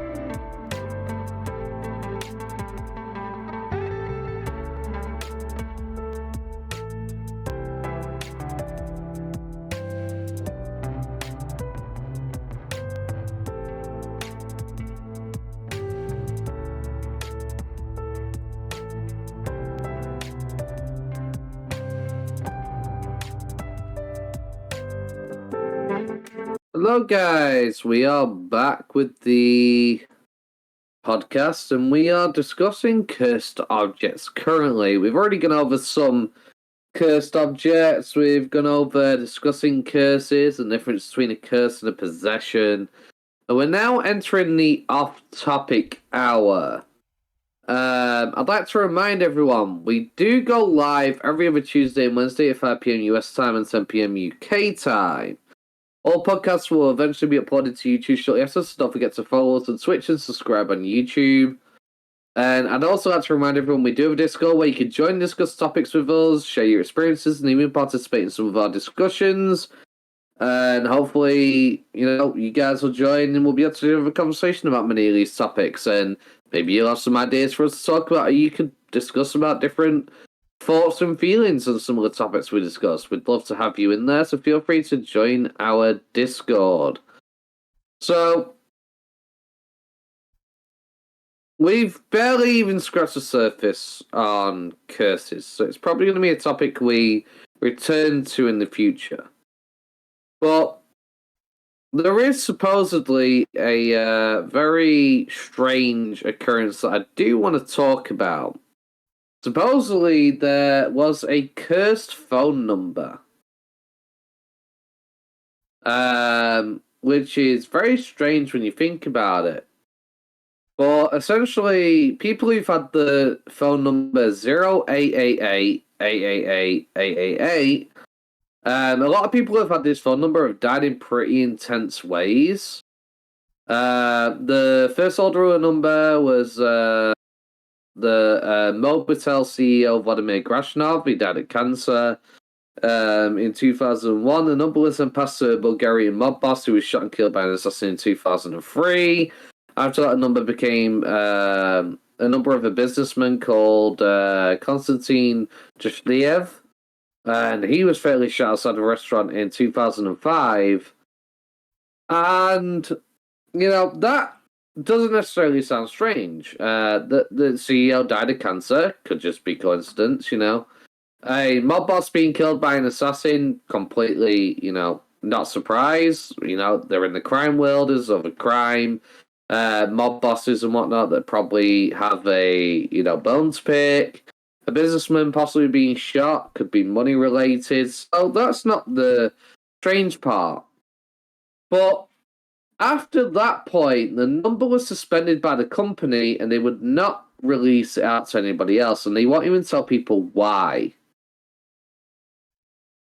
So they believed this number was so cursed, they discontinued the number and made sure nobody else could ever get that number again.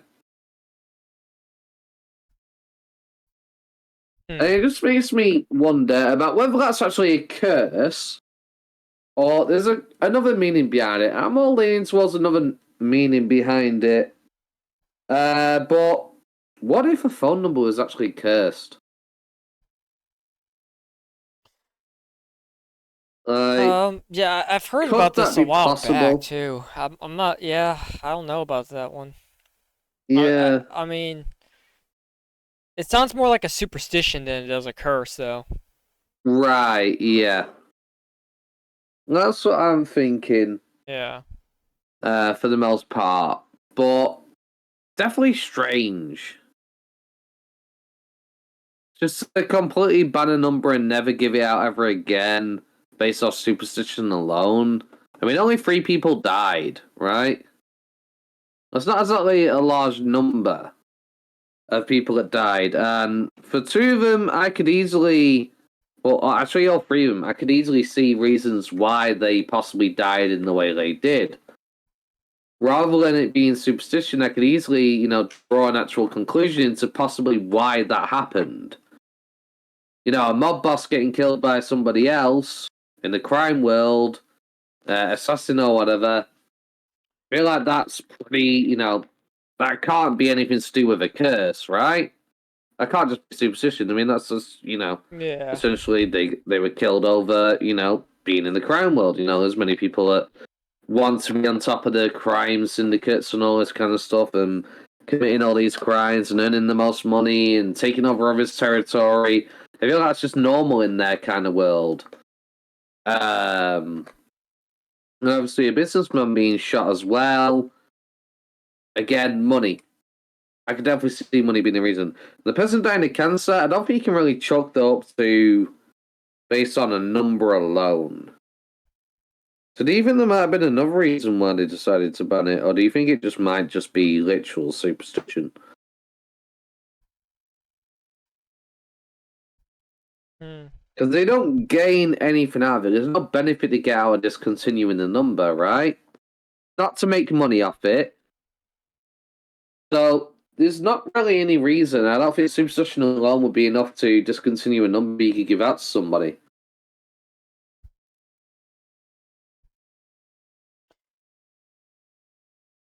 I think they just did to appease the public, maybe. Hmm. So the other number, right? Another number that got discontinued was they literally made a song about it, the 8675309 number. They discontinued that number because it was getting dialed so much. So I mean, Right. it's not out of the question to discontinue a number. You know. Right. Um. So like like that same phone number, you're never gonna see somebody with that phone number because they discontinued it. Yeah. So yeah. So have you ever heard of the dark mirror? Um. It sounds familiar. I can't recall it though. So there's supposedly an object which is known as the dark mirror, which is basically a black mirror. Not your traditional normal mirror that you would generally have. It's a black mirror instead. And supposedly the original owner bought it at a psychic fair in Columbus. And they were supposedly struck by very upsetting visions when guys gazing into this scrying mirror, this dark reflection. Many people, many visitors who visited the museum supposedly have claimed to also feel uncomfortable. They've seen things which are strange to them, such as their own corpse and other such strange sightings from looking into this mirror. Hmm. I don't know, like a dark mirror itself is obviously quite strange, obviously. Um, because there's a mirror base on it, but there's actually a dark mirror, not to be confused with the film. But supposedly, looking into this mirror, many people have had strange sightings that scared the hell out of them.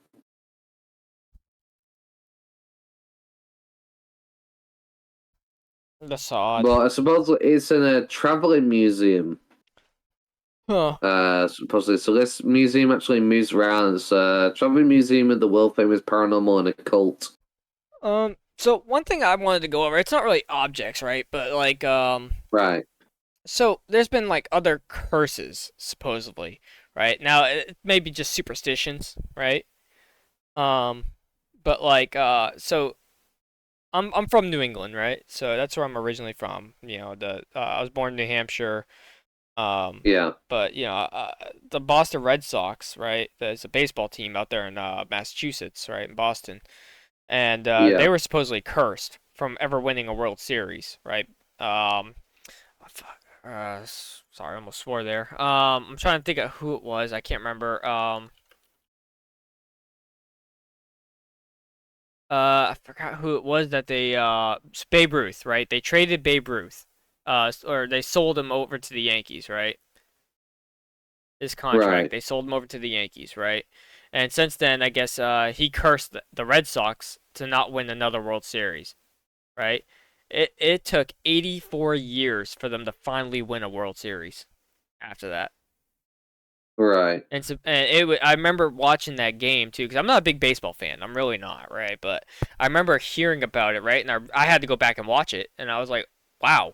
And everybody was saying like how they broke the curse after 86 years or 84 years, sorry. 84 years, and they finally broke the curse, right? Right. Yeah, it was called the Curse of the Bambino, Mm. which was, I believe, Babe Ruth's nickname was Bambino. So yeah, they Right. they broke the curse after 84 years though. Supposedly there was a curse on their team because he cursed them. Interesting. So um, it's a superstition. Um, but yeah, people started to believe that really was a curse because, like I said, for that long, and not to win a World Series, it's crazy. And that was from Yeah. 1918 was the time that they won that World Series all the way until 2004. Right.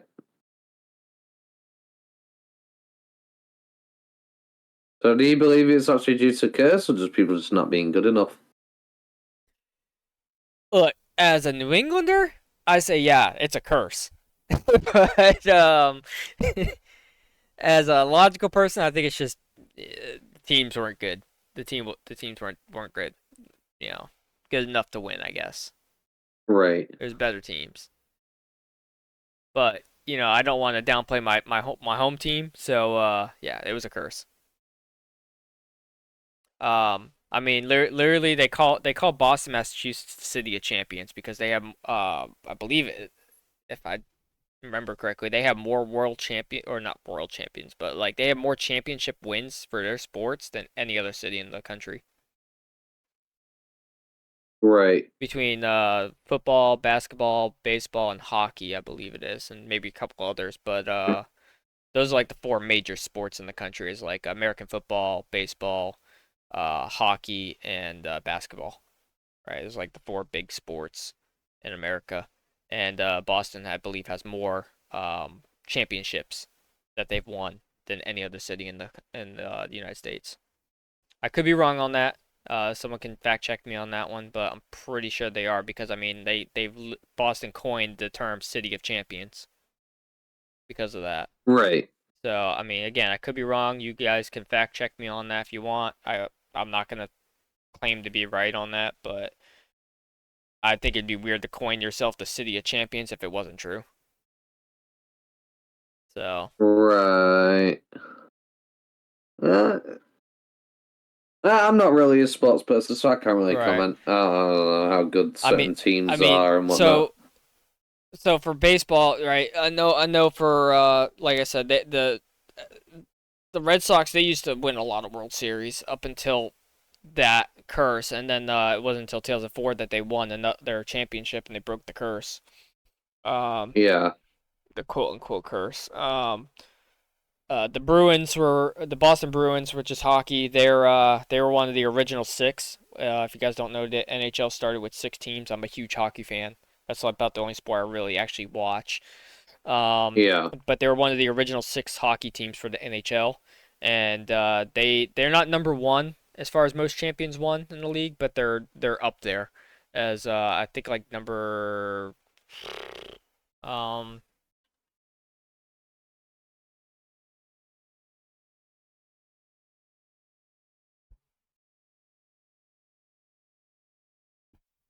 yeah, they're up there. Yeah.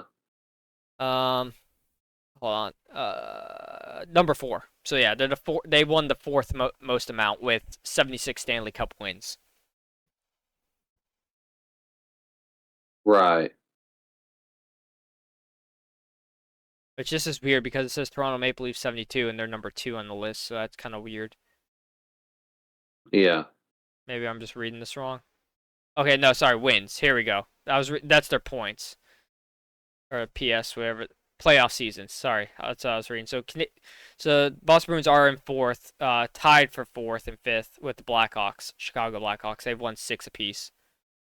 But Montreal Canadiens far lead with 23. Next is the Maple Leafs, Toronto with 13, and the Red Wings with 11. And that's since Right. the start. If you notice, though, a lot of these are like original teams that started up. So just goes to show you. Hmm.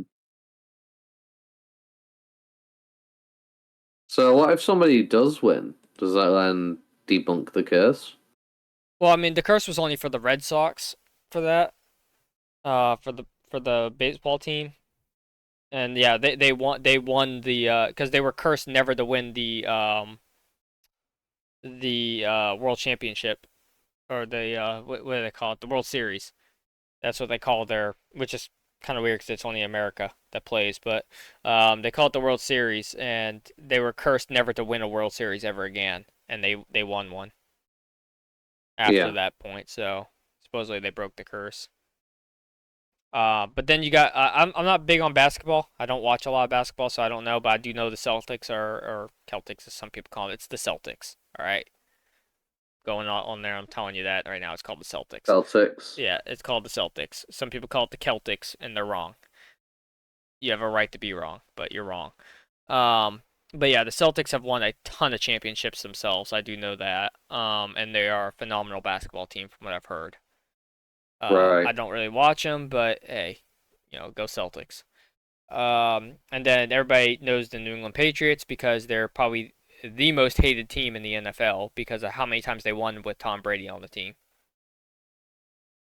Hmm. So, I mean, they were having like back to back to back like Super Bowl wins. It was ridiculous. Um, Right. and so yeah, they quickly became the most hated team, and then everybody was like, "Oh, they're cheaters. They're cheaters." I'm like, "Okay, yeah, all the teams on the for the NFL cheat. It's just what they do." Yeah. Including the Patriots. They're no exception, and that's coming from someone who was a fan of theirs. I mean, I'm technically Right. I support them just because I'm from the area still, but I don't watch the NFL anymore, so I won't say I'm a fan. Yeah. Um, But yeah, I just we're on the curse topic, and I'm talking about other sports teams and stuff now. But the Red Sox had just posted a weird question about them because they had that curse supposedly. Right. So I was just like, okay, well, does that is that real? Is that fake? Who knows though. But it's Yeah. uh it's something interesting. Hmm. Yeah, and then a lot of people say there's some buildings that are cursed as well. Not haunted but cursed, or and Right. like statues and things like that. Yeah. I mean, The Grudge is quite a popular movie, but supposedly, certain buildings can become cursed from extreme, dress. When somebody is murdered inside of their a house, they believe these buildings to become cursed. They have a heavy belief in that's what the Grudge movie is based on, so to speak. Essentially, a malevolent spirit being left behind for somebody dying in a horrific or horrendous way. A lot of cultures do believe in cursed buildings, and supposedly entering some buildings could took a curse upon you, essentially, from entering the place. They believe Indian burial grounds in the US, many believe those to be cursed. If you have a house built on a Indian burial ground, supposedly you can become cursed from living on one. Um, there's so many stories about cursed places being cursed, more so in like old times rather than modern day times. You hear a lot more about cursed buildings in the past than you do in the modern day era. Funnily enough, um, a lot of the times a cursed building is usually something that was called a cursed building in the past and has continued on to the present day where people say that building is cursed, so to speak. But I don't believe necessarily that the building is cursed. I believe it's more centered around possession rather than actual curses. Mm. I believe some people who are entering these buildings are having an entity latch onto them, and that entity is following them home, so to speak, rather than the building itself being cursed. What are your thoughts on that? Um, I definitely think that buildings could be cursed. Hmm. I think that the objects within the buildings could be cursed. Um, I'm more of a believer in hauntings than curses in these things, but I mean, I wouldn't say that they couldn't be cursed. Right. So, Fair enough. I mean, the Tutankhamun one, I don't believe it was strictly from entering the team. I think it was more so the people that had, directly handled or had interaction with the sarcophagi rather than necessarily just from entering the tomb itself you get cursed. In that respect. Um, I know curses were a lot more prevalent with a lot of religious texts and books and things in medieval periods. Like supposedly a lot of people would supposedly write curses in like the back pages of books to deter thieves and the like from stealing these texts. I know that was quite a common thing in medieval periods, where like the last page of a book or the opening of a book will have a curse on it, supposedly written for any thief who chooses to steal it, and supposedly they get afflicted with a curse for doing so. Um, that's a very popular concept in the medieval times. mm,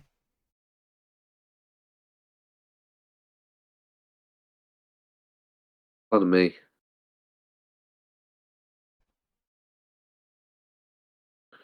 Um,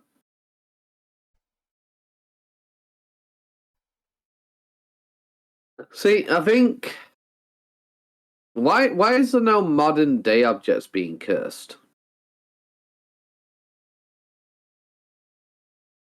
Like, if you notice when it comes to a lot of these cursed subjects, this stuff like the 1900s and earlier, right? But I'm not hearing any stories about a 2000 curse happening or anything like that, you know?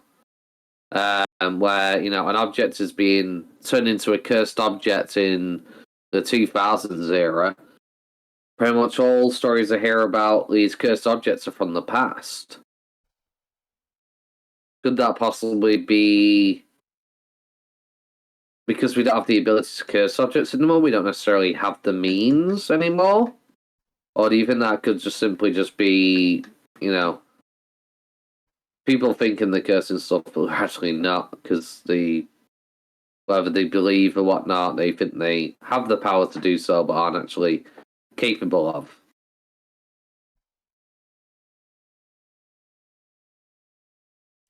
Yeah, I would have to do a lot more digging into it to Yeah, fully like understand, I guess. yeah,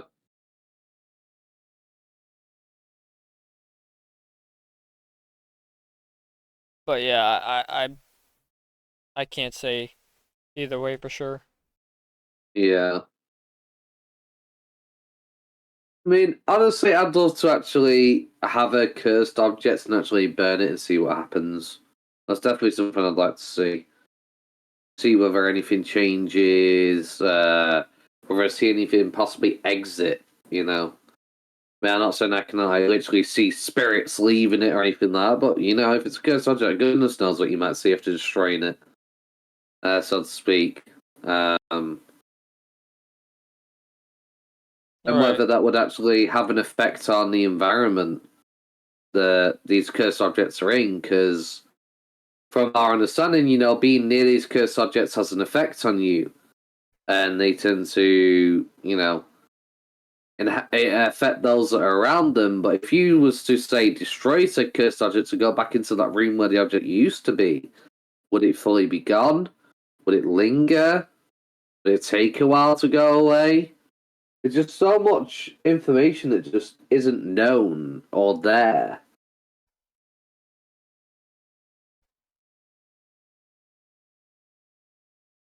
Yeah, there's also been reports too of archaeological curses and dig sites too.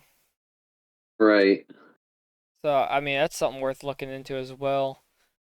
You know, Yeah, we definitely could. people find like artifacts and they say that those artifacts are cursed because like people die on the dig sites, but whoever touches them, you know, and things like that. Yeah, again though, stuff from the past.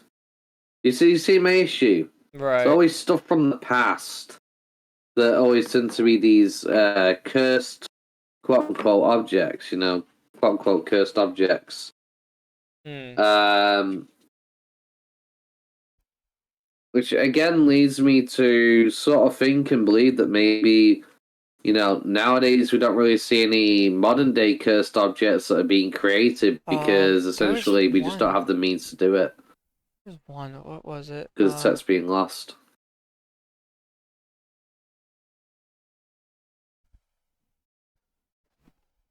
Oh God, I can't think of where it's from.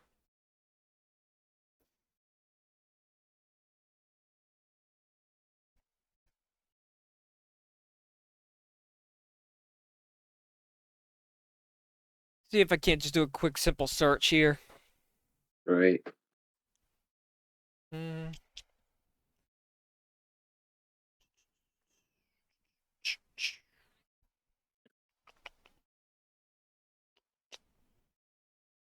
I'm just trying to see if there's like any modern like cursed objects. I really emphasize that modern there. Hmm. Um, yeah, everything I'm seeing is like from the past.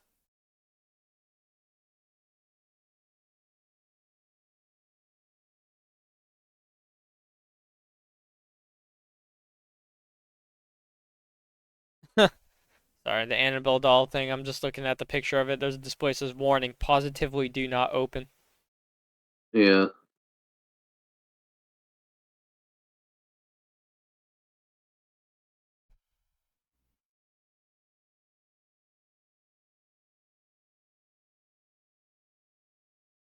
Yeah, I don't really see very many modern things.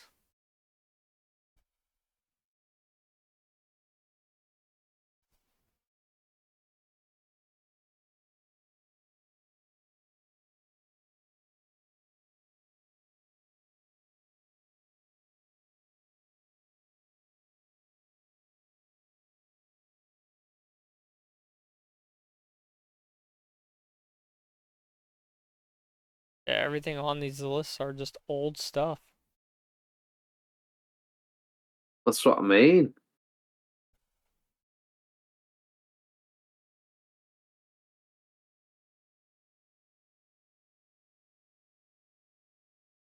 And it's hard looking for these things online too because of Phasmophobia, the game there.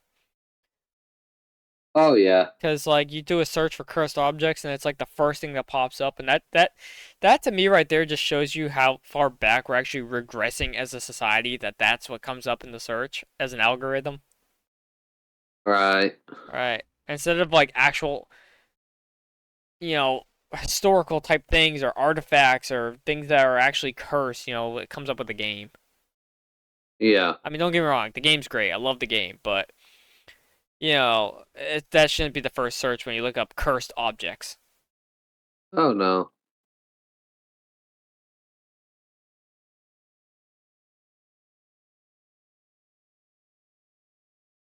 Yeah, I mean, I'm sure if I did some actual like hard digging online here, I'd be able to find something that's more modern. Right. Every time I see something that looks like it might actually be something, and then I look at it even harder and it says Phasmophobia on it.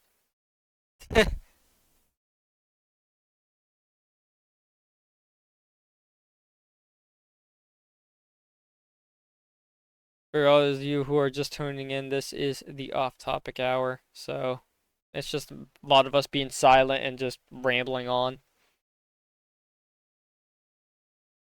If you guys want to rewatch the actual episode, it'll be on YouTube and on Twitch here Yeah. after we're done. And I highly do suggest it. We had 2 hours of a lot of good discussions about these objects and what cursed Oh objects yeah. are. I feel like Yeah. That's have to. this was an actual productive episode. Oh, oh yeah. I don't. And like the reason why I say that, if you're one of the new listeners, the reason why I just said that, right, is because sometimes me and Aaron both have ADHD, so we just kind of go off the rail and we do off-topic stuff during Right. the actual Yeah. show and not during the hour. I made this hour. I suggested it to Aaron. Aaron agreed, and we made this hour together as a way to Yeah. like let our ADHD minds wander. Even though most of the time we just do that anyways throughout the show. Yeah. But I No. think for the most part we did pretty good. We stayed on topic for most of it. I think we have actually. I Yeah. don't think we've actually got off topic once, apart from right now. Yeah, I think we I did haven't been one literally everything's been time, in the but theme it of it wasn't literally. really an off-topic situation. It was like it was a story I was talking about it that revolved back to the cursed objects thing. Right. Yeah. Yeah.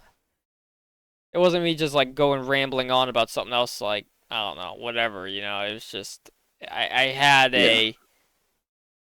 a segue into it. Yeah.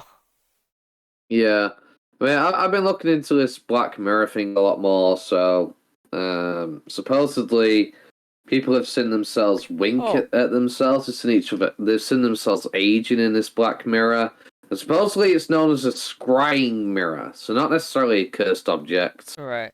Uh It's also these things are what supposed to be so some people say supernatural. this is like a haunting thing. Some people say it's a curse, right? So Right. horror movies, right? Hmm. Whether it be like the Amityville Horror or the Exorcism or just all these different like horror movies are based off of real events, right? Right. These cast and crew members have like horrific things happen to them, right? Right. So I think it was for the was it wasn't the oh god, I can't remember which one it Because was now. Was it the poltergeist was one of them. Yeah, Poltergeist was one of Um, them. There's one where they kept waking up at like 3:15 every morning, and I guess that's when I think that was the Amityville one.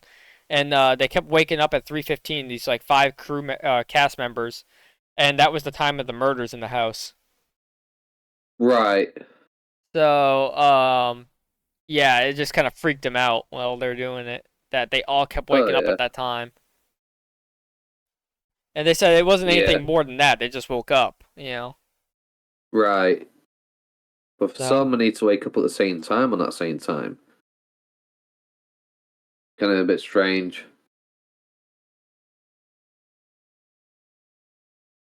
I mean, yeah.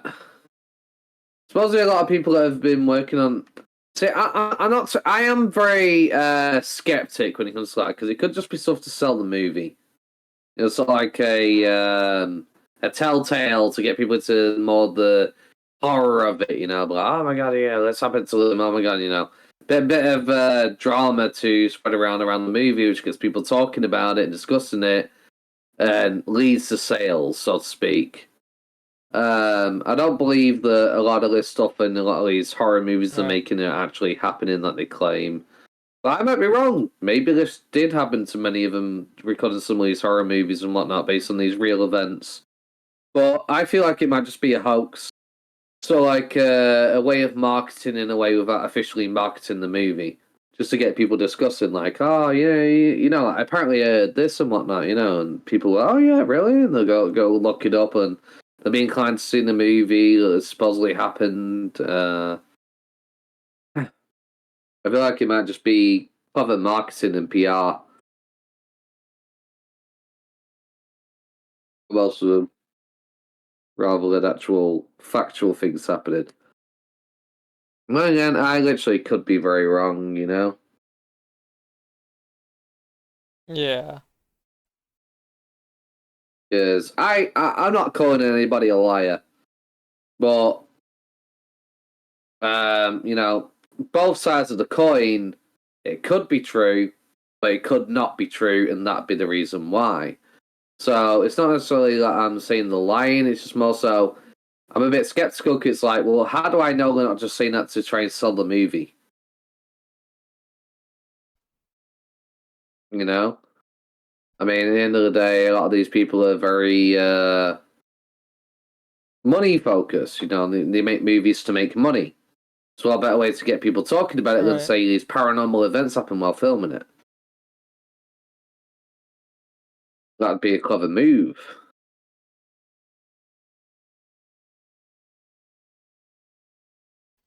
Well, right. that Yeah, that I being don't said, know. I mean, it's weird. And then there's been some people who die after these movies too, or even during them. right? Yeah, So it's kind of weird. And some people say it's a curse for doing these kinds of movies.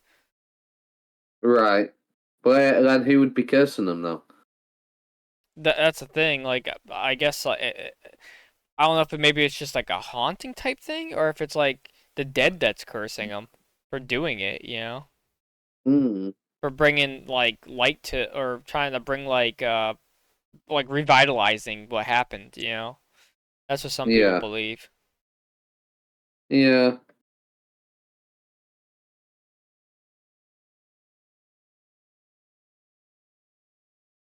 Yeah. I mean, it's led to many people calling these cursed movie sets. It's going to become like a phenomenon in terms of like this was what a lot of people are calling it is cursed movie sets. Where a lot of these films are considered cursed because of all the strange happenings that supposedly happened.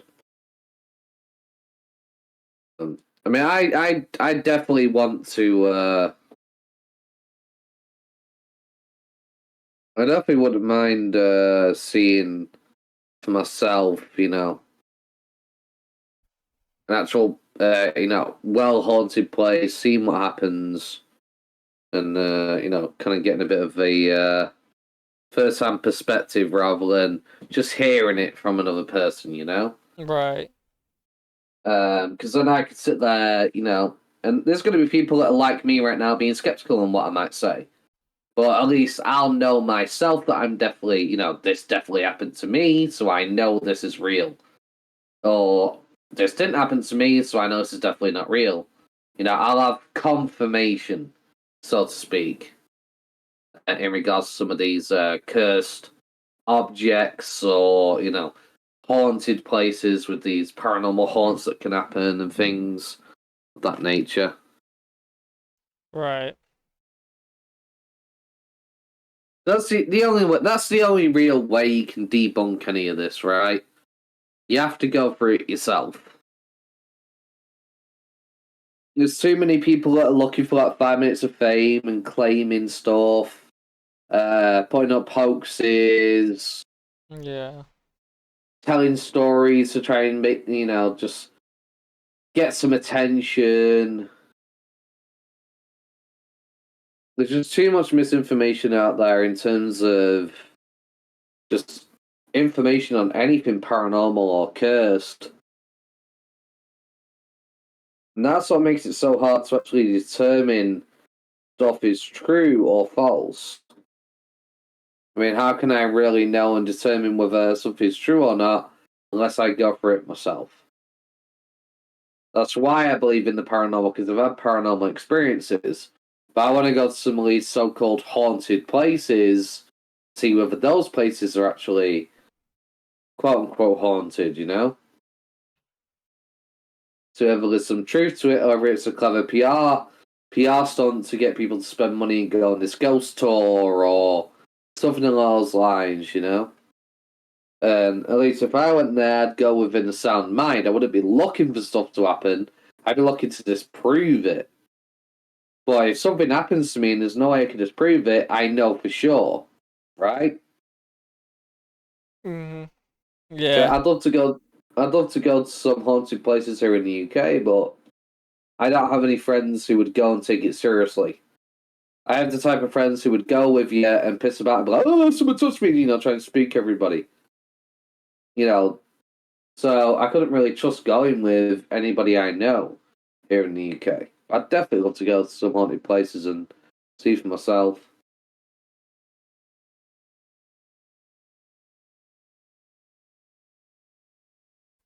Yeah, I would love to go do that. Speaking of which, though, I'm gonna throw this out Hmm. here, because I've been looking into it, right? I'm trying to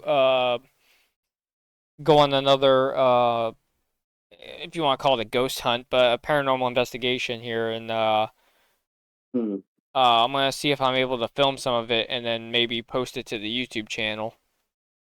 So if Yeah. you guys want to be able to see that, just keep an eye out. I'll keep you guys posted on what I find out about it. I'm looking at different paranormal investigation groups here in my state.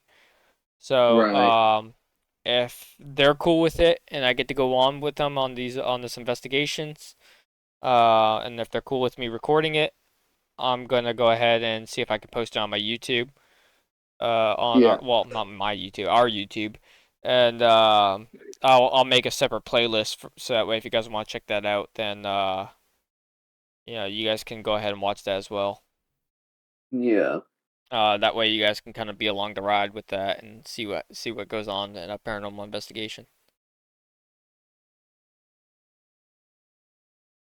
So, Yeah. it's just something I've been wanting to do. If I could, I would love to make that into a career for myself. Yeah. It's a difficult field to get into. It's not like, you go down to your local paranormal investigation office and sign up like you would go into a McDonald's. Right. Yeah. So you got to know people. You got to be in that community. Discussion boards and Discord's a good place for that, and you got to network to get that kind of line of work. And getting the equipment, Right. calling the Well, places up. what I recommend to anyone, I'll go over this. We got 9 minutes left before well, actually, no, we got 19 minutes left. Um, Yeah. but what I recommend for anyone, right, that wants to go into that kind of field, because I'm not a professional at this. I haven't really gone on very many of them myself, right? But from my experiences of trying to get into this, right, you Right. don't need to buy your own equipment, right? It's a simple Google search, right? You can type in like paranormal investigations and then type in like your area where you live, right? And I'm sure you're gonna find some groups, right? Facebook usually has all the groups on there as well, so you can look on Facebook for them and then simply message them. Say, hey, I'm interested in this field of work. I would love to go on an investigation with you guys. and I highly suggest you tell them like, hey, you don't have to pay me or nothing. Like don't tell them that in the first message, but like kind of drop some hints in there. Use your discretion as far as like, hey, you don't have to pay me for it, but I'd just like to go on it and experience this. If you guys are all right with that, most of these groups would be more than willing to take you on, and they'll let you use their equipment with it, or you'll probably shadow along with somebody Right. during the investigation, and eventually, if they're willing to take you on, ask to be like an apprentice for them, and they might take you on, and then you can start working with their crew, and eventually you'll be able to Yeah. get on the payroll with them, if there is a payroll. Some of these groups they do it just pro bono, and they do it for free, meaning and they do it as a hobby. Yeah. So, if you want to do it for profit, I suggest go on these things, even if it's for free with these groups, right? And get that experience in, and then if you want, you can buy your own equipment and start your own investigations thing and do it for pay if you want to do it that way. But keep in mind that a lot of these groups do it for free. Yeah. Um, so that's what makes it difficult, is a lot of people do it as a hobby and they do it for free, and people hire them because it's free. You know, Right. I would make the argument if you're trying to make it into like a business for yourself, is be like, hey, you get what you pay for. Do you want the free guy or do you want me who's going to give you the facts? And, not saying that Right. that those people won't give you facts, but you got to sell your business, you know what I mean? Yeah. So you got to be like, hey, I'm going to give you whatever. I'm going to give you something that they don't give you because you're paying for it. And you got to really sell yourself to them in that business, right? Whoever's trying to get a paranormal investigator and like, hey, why should I pay you over taking the free guy? Right. So, that's why I say it's a very hard field to get into. And Yeah. a lot of people who do this, they usually have a primary job that they do, and they do this on the side. Like Mhm. myself, I have a primary job, but on my side days beyond doing this podcast, that's something I'm going to start looking into doing because I enjoy it. Yeah. Yeah. But yeah, But if you guys want to do that, that's what I suggest. That's what I did when I first started out with it. I looked on Google and I looked on Facebook and I contacted darn near every single one of the groups until someone reached out to me. And if they didn't reach out to me within a week and I heard like nothing from anyone, I reach out to them again. You know, mm, eventually somebody's going to get back to you. right. Um, a lot of these groups are very friendly and they're more than welcome to take on more people if Yeah. it's within their means.